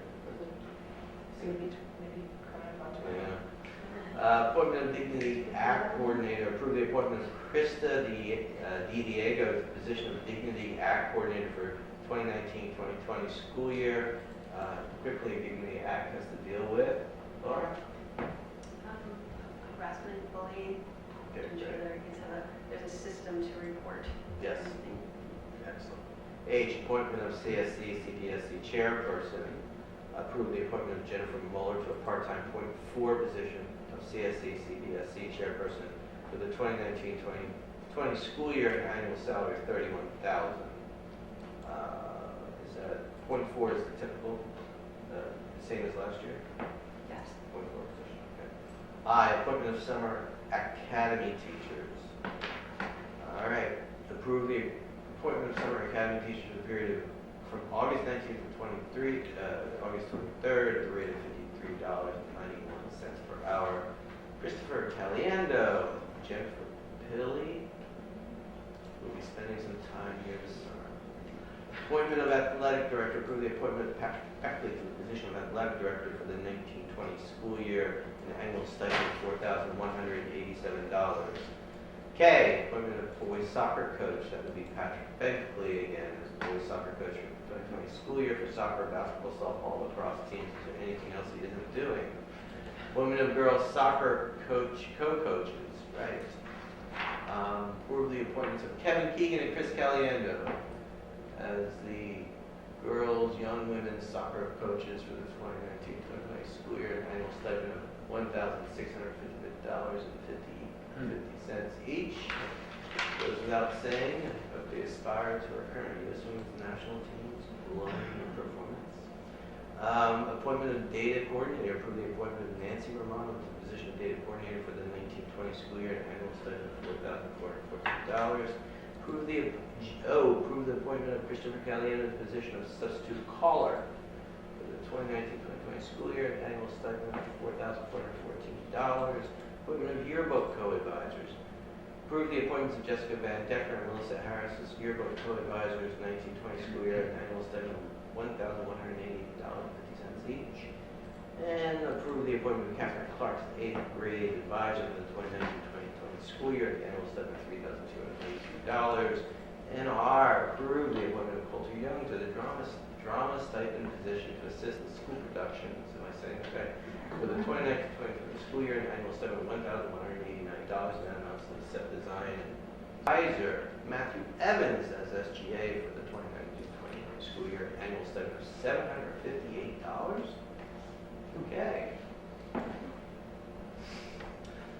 That's new, just negotiate. Okay, good. Seems like a deal. All right. Maybe not for him, you know. Appointment of, that's an important position, isn't it? Appointment of records management clerk. Approve the appointment of Renee Ford to the position of records management clerk at an hourly rate of $16.91, not to exceed 150 hours for the 2019-2020 school year. Appointment annual meeting chairperson. Approve the appointment of the board president to serve as annual meeting chairperson for the 2019-2020 school year. Wow. Appointment of members of the board of registration. Lovely. Approve the appointment of Earl Gunderson, Donna Anderson, Priscilla Marsh, and Melissa Harris to serve as members of the board of registration for the period July 1st, 2019 through June 30th, 2020. And W, approve agreement of occupational therapy services. Approve the agreement with Carolyn, help me out here. Jonas? Excellent. Machonis, OTPE LLC, to provide occupational therapy services at $110 per hour or $55 per 1/2 hour for the period July 1st, 2019 through June 30th, 2020. Machonis, right? Is that new? Is that right? Approved contract for on-site informational technology service. Approve the contract with EduTech. I remember these folks on on-site informational tech services for the period July 1, 2019 through June 30th, 2020, at a cost of $30,925.89. The contract's in our paperwork. And the contract is in our paperwork, and that is something we have to approve. That's a number. That's a number. All in favor of accepting the consent agenda, say aye. And any questions about anything? I just have a couple quick questions. Not yet. Not yet, Jill. We got the questions. Speech teacher, replacing Mrs. Coons. She's full-time? Full-time, okay. Because at one point there was discussion of whether to change that up at all, but that was, Yeah, just saying, keep it the, students who are identified from these speech as well as building level speech. that's great, yeah. HCSE, Jen Miller, part-time, .4 position. Just wondering if at any point if there should be a discussion about, and if it's even an option, to up her hours. I know she works a lot. Well, we've asked her a number of times, she said no. Oh, okay, well then. She said, when I feel like I need to, Okay. I will ask. So we have That's great. offered that, and that door is always open. That's See if she great. wants to. We do sometimes give her extra hours because of the IEP, and those will require some time during the end of the school year. So we'll give her extra hours if she needs them, but she doesn't want another day. Okay. Yeah. And there's one more, last one, Q, 8th grade advisor, nope, not that one. Where's Matt Evans? Student government. Just a meeting a couple meetings ago, we retroactively gave him a stipend for this past school year, is that correct? Yes. Was it the same amount? It might have gone up a little bit It's because of the $750. pay though. It was a difference of $8? It went up $8, okay. Because of the contract increases over time. Yeah. Okay. Okay, great. Anything else? Questions? I just want to be clear here to Courtney's point about the CSE chairperson. Is there a need to increase that position? Or is it that? Is your question, is there a need to increase the position rather than create?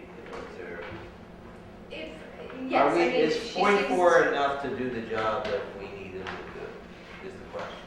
Is this point, and I'm not referring to this particular candidate, but I'm saying is a .4 position enough? Perhaps I to could, satisfy the Perhaps- needs of the students. perhaps that would be a question that could be answered in a full presentation on special education. Or personnel committee or whatever. Mhm. Okay, group enough. I wanted to ask the question I didn't even ask. Okay, terrific. Okay, action items, right? Oh, yeah. Now you can say aye, Jill. All in Aye. favor? Yeah, all in favor, say aye. Aye. Nays, Aye. abstentions, none, and off we go. Discussion items, Lori. Board vacancy. Now, here's an issue. We have a board vacancy due to the resignation of Ray O'Rourke, and we have options to fill the vacancy. We have the option, I believe, to keep it empty. We could decide to keep it empty until such time as we would like to fill it. And we also have a policy around it. And we could do a number of things. This is not the place to recommend any one person, but is it recommending whether I just want to put this out there. I'm not forwarding any particular notion. I just want to represent the options that you have, that the board has, which is to fill the vacancy, leave it open until the next election, fill it with someone with previous board experience, fill it with someone, I believe, with the new would have to go through training, correct? And also to leave it, leave it absent with a particular design. Maybe you want to reduce the board to 5 people. Maybe you want, I don't know what you want to do. It's up to you how you want to handle this. And I think it deserves some discussion about whether you think we would be more functional as a 5-member board. This would be an opportunity to consider your options as a structural relationship. I have a question. Go for it. Regarding reducing to a 5-person, that would then go to a vote to the voters, is that correct? I believe so. Yes. There would be a change, and there'd be a change. There would be a change in the structure of the board. Correct. You'd have to go to the board and say, hey, do you agree to shrink it to 5? People have done this. I just want to put out there that whenever there's a vacancy, it calls a question as how to proceed. And what would you like to do? It's a good question. We don't have to decide it now, but we can discuss possible options. What I'd like to do is to do an evaluation of what skill set is not necessarily represented here on the board currently. Whether there are people, for instance, let's say that we felt that there was someone who had business skills or financial skills that we as board members don't necessarily have. We might want to try and make that judgment and then possibly look for someone who could fill that need. But I think it's we need some time to see who's interested.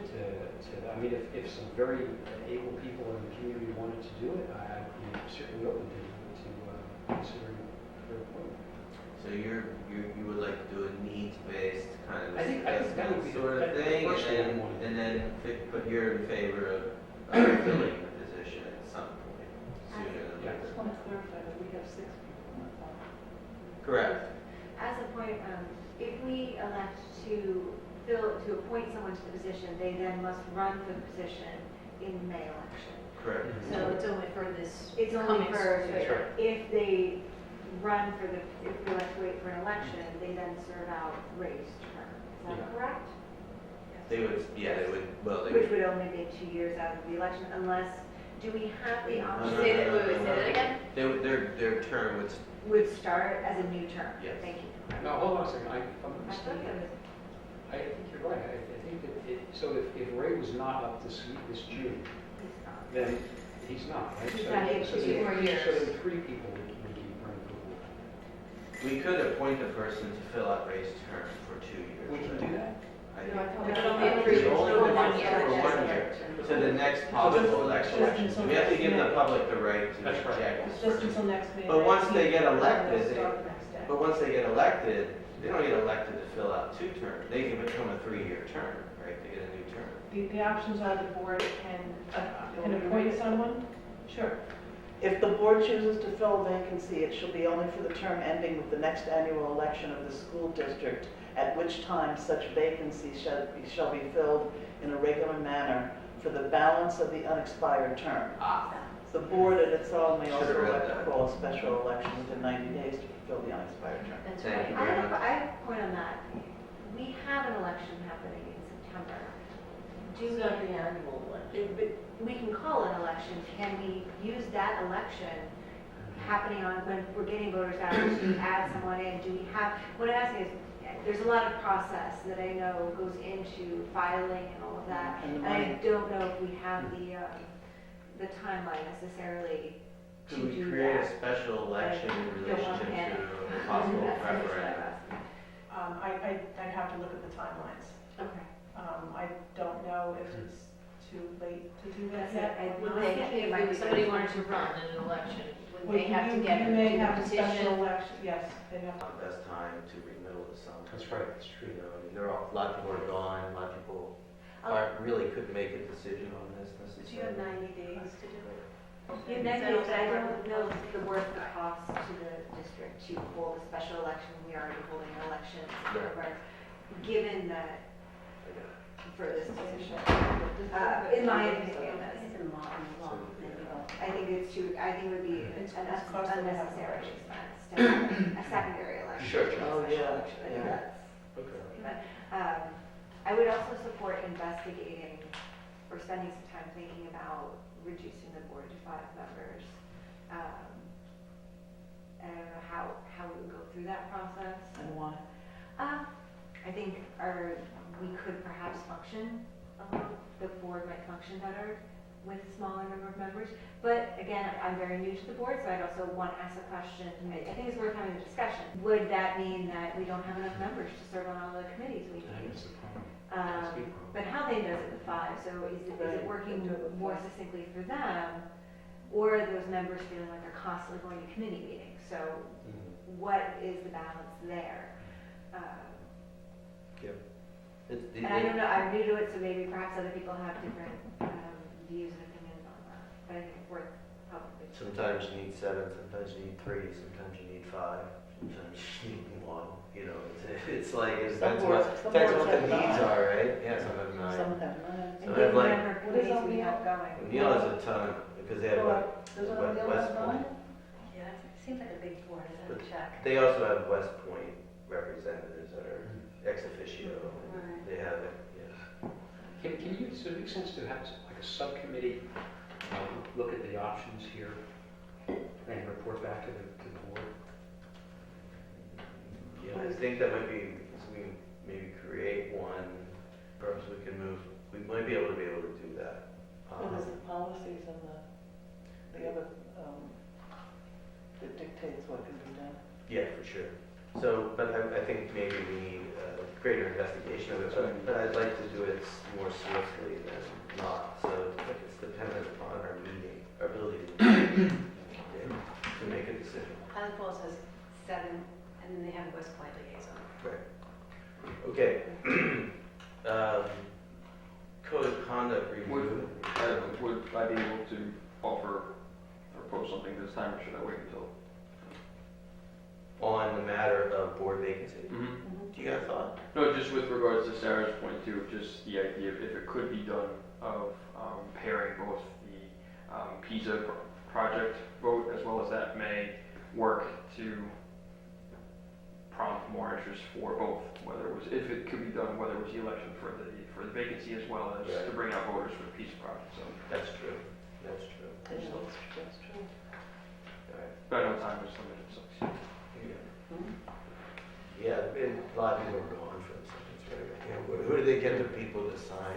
Yeah, it's kind of. We're trying to get people to come out for. It might shrink the pools. So speaking of which, is there any school activity or community activity planned for September 24th that would bring people to the school? Let's think about that. Let's think about that at a different point. Let's think about that at a different point in the agenda, okay? Conduct review and revision. What do we want to discuss here? I can jump in here. I brought this up. I think the code of conduct not only should be reviewed annually, but I think this year it really needs an in-depth like to suggest that the administration, working with the board, follow the proper process of going through it, reviewing it, having a public hearing, getting feedback from the teachers, but with a goal to try and have a draft as soon as we can for the new school year, because I believe our current code of conduct is very out of date and does not meet the needs of the community members, the students, or the teachers and the staff. It would be a good time to really listen to them as to what we need in this school in terms of. I think that's been redone. It has not been redone since I had it.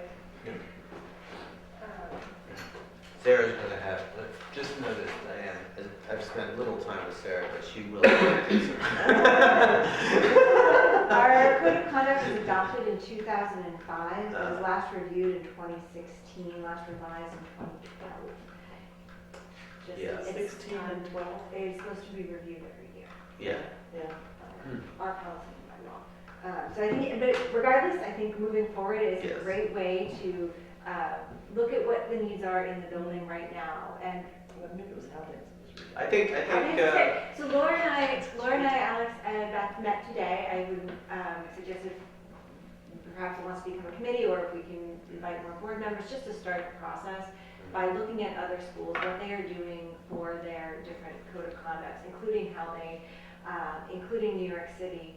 I thought it was a very productive discussion, and it is achievable to get this done. What I'm asking the board to do is share your thoughts, come and participate in the process if possible, and depending on how many people we're really excited about it, maybe we need to limit it, but, and then really hold ourselves to the goal of getting this done by September, and making sure that we are, as a board, are ready to adopt this. Probably not early September, because I know Laura has a plan, Laura and Alex have a plan for feedback from the teachers, that it needs to be a very important component of this, and we do need the public hearing. But maybe by the end of September, just so this doesn't drag on any longer. do we need 2 readings to adopt the code of conduct, like a policy? No? Okay. No, we need a public hearing. We do Just a need the public public hearing. hearing. Okay, great. Well, so I think the aim should be to do it, if we're gung-ho, that a policy committee maybe. Do you want to fold it into the policy? Yeah, I just think you need a couple people to get together and sort of shape this. It might take you to the end of September to sort of go through the process that you would want to go through, but you can retroactively engage it. You know, you can say this is, this started September 1. Okay. Yeah, I just want to make sure it doesn't drag on indefinitely. You don't want anything to drag on indefinitely like that, right? So I think if you can, all right, perfect. So my feeling, we can't make any decisions on this right now. Now, isn't it headed by the principal? My recommendation is move, well, is it fall under, I think it falls under policy, because that's the The policy can't be updated without the code of conduct is very closely tied to our policy. Right. So if we wish to update our policy within the policy committee, So the code let's- of conduct has to be done first. Okay, then let's do that. Can we hand it, can we do a kind of call it the charge of the policy committee, within the realm of the policy committee? Is that fair? Is that a fair interpretation of the charge? subcommittees within policy. Yeah, so let's do that, the subcommittee of the code of conduct, so that we can move, Code of conduct is a you subcommittee. can move, which you are going to be chairing. So the policy committee, so you can move as quickly as you want to move within a committee. Okay? If you want to get the things done quickly and sharply, do it within the realm of the committee. Committee is a great place to kill something. It's also a good place to move things forward because you have less bureaucratic resistance from the 7 of us. Whatever the policy committee will recommend, we will have questions about Yes, of the code of course. conduct, but then it can go back to the committee, okay? Deal? Thank you. That makes sense? Which brings us to Board of Education Committee charges and membership. Wait, what about C? Ah, C, superintendent evaluation. sorry about that. A biggie. Superintendent evaluation tools, discussion items. This gets put on there because we were wondering whether we currently use, what's the name of the tool we use? It comes out of NISCUS, New York State Council of Yeah, it's Superintendents. pretty, we just went through a evaluation process, do you all remember? And it's got these columns and categories, and the superintendent fills it in and we respond. The question is that tool satisfactory, or are there other tools out there that are more satisfactory? How did you find the superintendent evaluation tool? Well, I need to know what else is out there. I have nothing to compare it to. Right.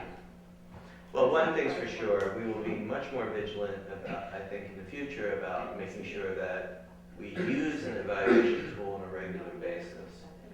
Yeah, and since we don't have to be, it doesn't necessarily need to be annual either, it could be semi-annual even, right? Correct.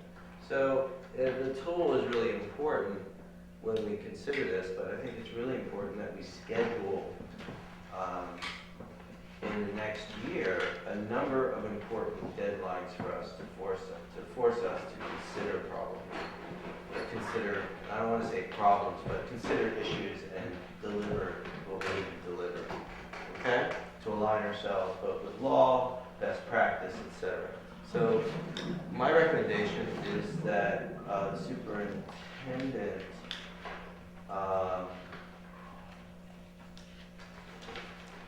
as a preliminary step, perhaps the superintendent might forward a couple models of superintendent evaluations for us to consider. I believe it should fall under maybe a personnel committee, but we have to form a personnel committee. We'd have to create a charge for it. In other words, so that we can properly vet them. But I think, is that satisfactory? We can start, yeah, and then we can fold into personnel, that would be great. Yeah, I would like to make it, I would like to be able to figure out what's out there when it comes to superintendent evaluations and deliver, and make a choice about how we want to proceed with what we do and when we do it. Okay? That sound good? Mm-hmm. All right. So I think I don't have any knowledge of superintendent evaluation tools. There are some that are out there. People do different things. I strongly recommend some people Google superintendent evaluations in New York State. Super eval Yes. is very interesting to look at, and I would recommend everyone to look at it. I would- Choose, and I think we're talking about two different tools of a rubric, whether it's from NISCUS or NISBA, Right. or whatever that format is, but then there are tools, online tools where it can be uploaded and where the board can set goals and artifacts can be uploaded to create portfolios. It can be used to extend to evaluate business officials and principals and other administration. So there are rubrics roughly the same, but then there might be ways of engaging them that might be different and allow us to do different things, Yeah, correct? and in a continuous manner, not just at the end of the year, because at the end of the year, it's too late, right? So what we do for our kids, what we do for our staff and administration is you give me feedback along the way, and this is a systematic way to provide that, so that I can create change when needed. The super eval and some of the others are tools. The rubric is selected and applied to the tool, so they're Right. separate things, Right. just to be clear. But the rubric is set pretty fixed. No, in super eval, as many of them, there's a list of rubrics that are all state approved that you select State which approved, one. right. But there is a long list of them we can use. Oh, What good. we have, yes, we have lots of reading, but there is one we can put in the one we are currently using, and just the All right. tool that allows everyone to comment, things like that. And it's I'll also- take They don't a have bit of this on, okay? And but let's try to select, you and I, maybe select 3 to float, okay? I just want to point something out. In On Board, there was an article about what to do over the summer, and it says boards are legally required to evaluate the superintendent, and the instrument that is to be used for the evaluation must be on file with the district clerk no later than September 10th. Right.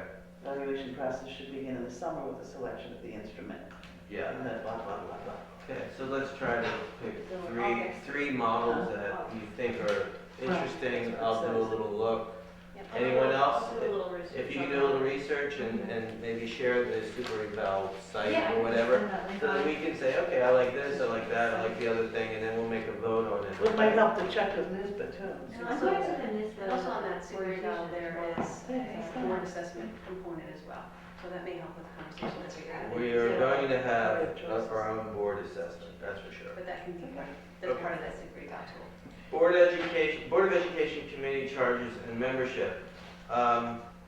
So we have a number of committees. I strongly recommend that we reconsider the structure of our committees, and that we figure out how to best serve the school district and make sure that we're not just filling in committee spaces. I do believe that we should probably have this discussion in a workshop kind of mode where we really start deciding for ourselves what committees make sense for our school and our district and where we are. And the Board of Ed ones you're talking about. Well, we have the Board of Ed committees, we have school committees, right? We have task forces, we have teams, study teams. We have all these different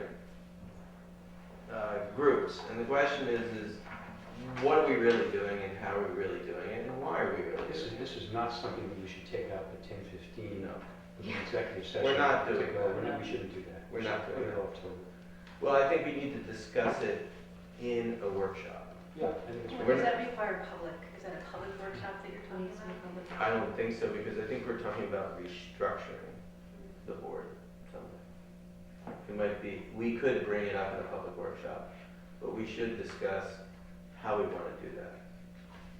We could bring it up in a public workshop, or in a public sphere. We have to look at the policy. And we certainly have to place people in the I public. mean, I have no objection to this being a public discussion. Yeah, it's just a question of timing. Yeah, I know. But I would suggest that we go to a retreat and discuss our participation, procedures, roles and responsibilities, kinds of workshop, kinds of committees we might want to create to replace or That's a good idea. rename. Yeah. Bring that to the public, Right. discuss it, and then move forward. Good idea. Okay? But not to operate within the eye, but we're going to need to discuss. There's no way we can discuss it now. So, approval. Are we done with discussion items? I believe so. Yeah. Action items. Yep. For the policy committee, Yeah. you want to wait and do them all together? Yeah. Okay. We can't do this now. It's beyond the bandwidth of several members within this board. Approve Board of Education charges. We're going to can we table that?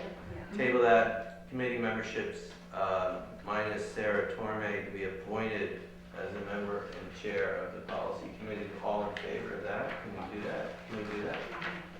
Yeah?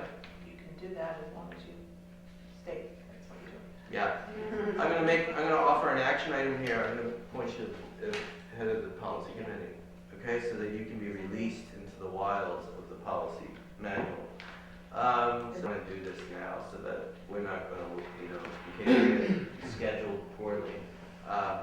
So I would like to say that, all in favor say aye. Aye. Nay? Okay, and then we move on. All right, the ayes have it. Sarah, you're the chair. Anyone like to join the policy committee? Probably, I'll talk to Sarah about it. Thank you. All right. So for now, just Sarah. For now, Sarah. Sure. Okay? And Okay. I think. Throw me on there. I'll make Yeah, Thank you. there we go.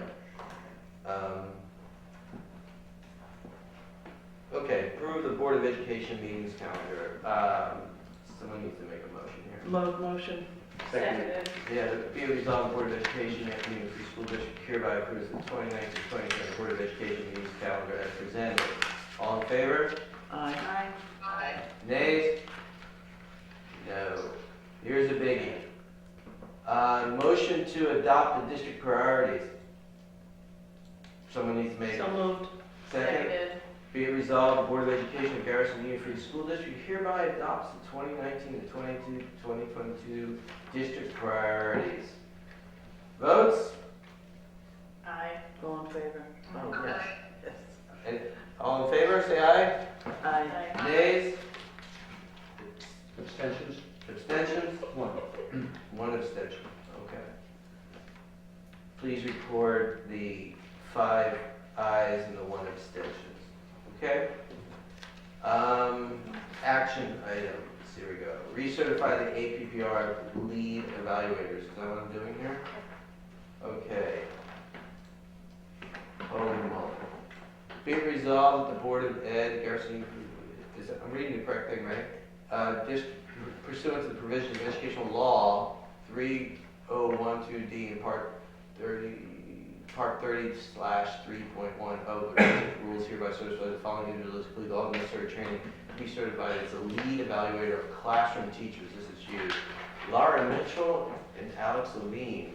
And be it further resolved that the Board of Education, pursuant to the provisions of the Education Law Section 3012-D and Part 30-3.10 of the Regents Rules, hereby certifies that the following individuals have completed all the necessary training to be certified as lead evaluation building principal. Laura Mitchell, Susan Hutter. So those would be, I can briefly explain that. This lead evaluators are people who are overseeing class teachers, etc. Correct. So Alex does the formal observations. I do the informal for teachers. I do the formal for Alex, and Sue does the informal for Alex. Okay, got that? And that we use a Danielson rubric, and that we get training on how to use it to normalize it.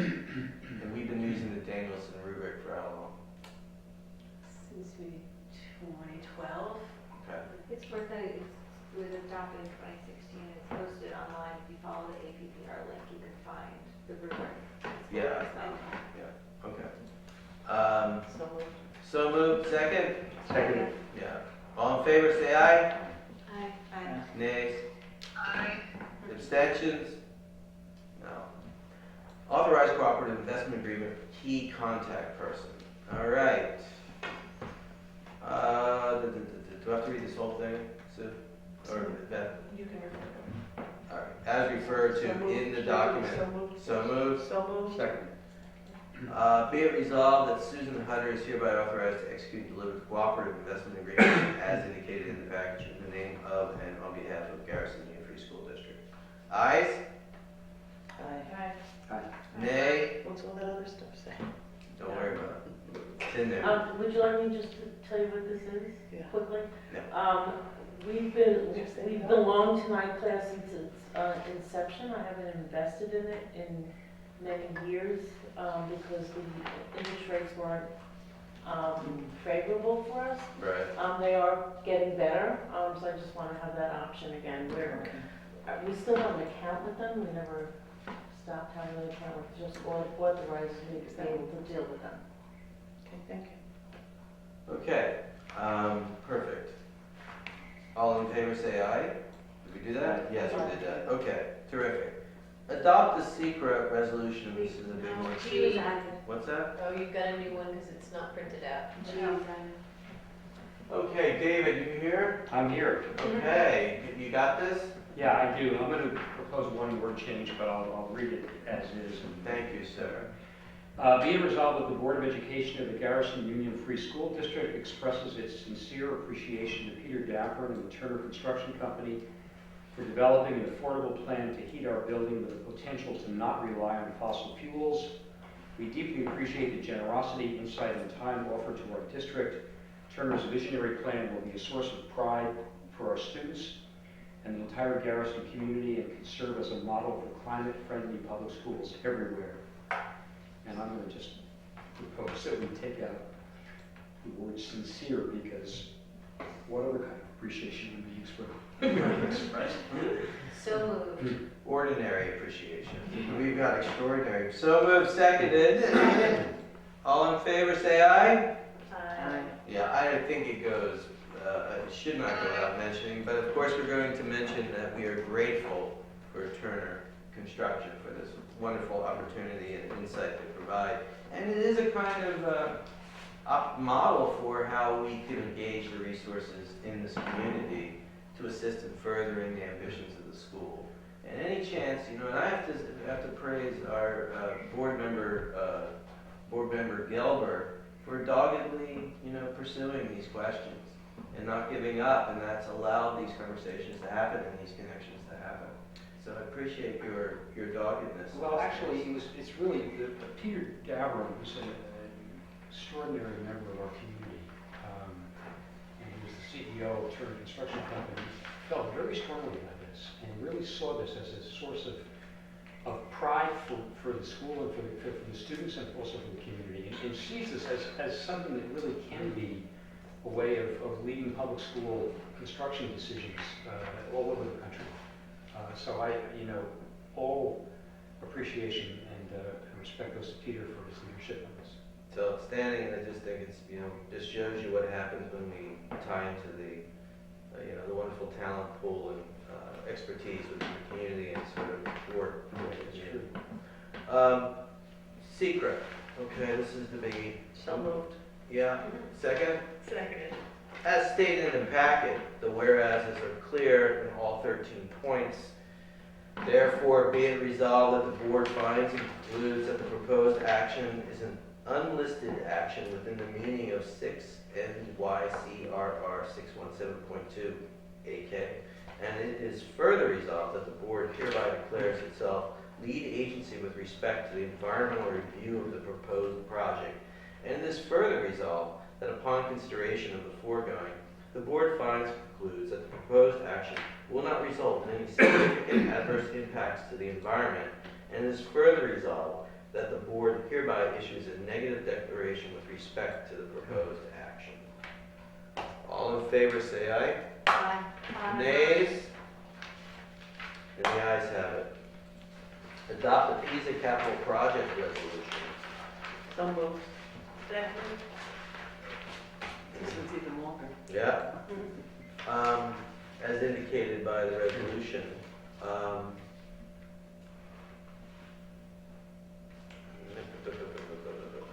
where am I reading from here? At the top? Or from be it further resolved. No. No? Probably the first be it resolved, at the very top. Where is it? It's up to you what you want to read. All right, be it resolved by the Board of The Education. proposition is what the voters will be voting on. Okay, so This be is- it resolved by the Board of Education, I got it, of the Garrison Union Free School District, that a special meeting of the qualified voters of the District B and the same is hereby called to be held in the library of the Garrison School, 1100 Route 9D, Garrison, New York, on Tuesday, September 24th, 2019, from 7 a.m. until 9 p.m. prevailing time for the purpose of voting on the following proposition. And this proposition is listed in the agenda. Copies there are laid in there. You don't have to do that. No, don't have to do that. So, be it further resolved that the district clerk is hereby authorized and directed to publish a notice of such a meeting in 2 newspapers of general circulation within the school district 4 times within the 7 weeks next preceding such school district meeting. The first publication will be at least 45 days prior to the date of meeting. Be it further resolved that this resolution takes effect immediately upon its adoption. Okay, so this is the resolution to call for the vote. All right? September 24th, correct? All in favor? Aye. Aye. Nays? Abstentions? Unanimous vote that we are going to a referendum. Well done. Board member comment, anybody? I have two. Yeah. I promise to be quick. I do think that we should figure out or put on the agenda the idea that we ought to have some kind of school event on the 24th as a magnet for people to come and vote. That's number one. Number two, I just wanted to explain my extension on the district priorities.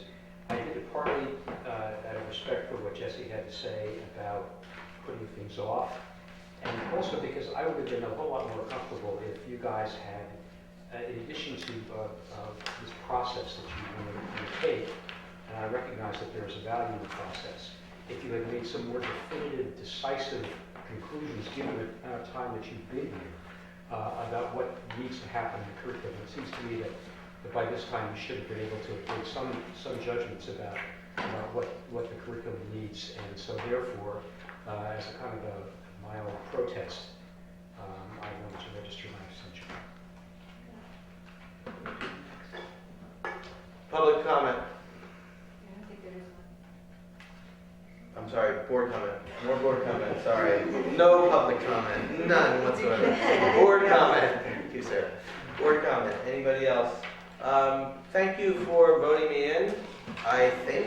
I appreciate the opportunity. I will say that I asked that you bring your calendars so that we could propose a possible meeting time to really discuss the future of the board and moving forward and some possible reorganization.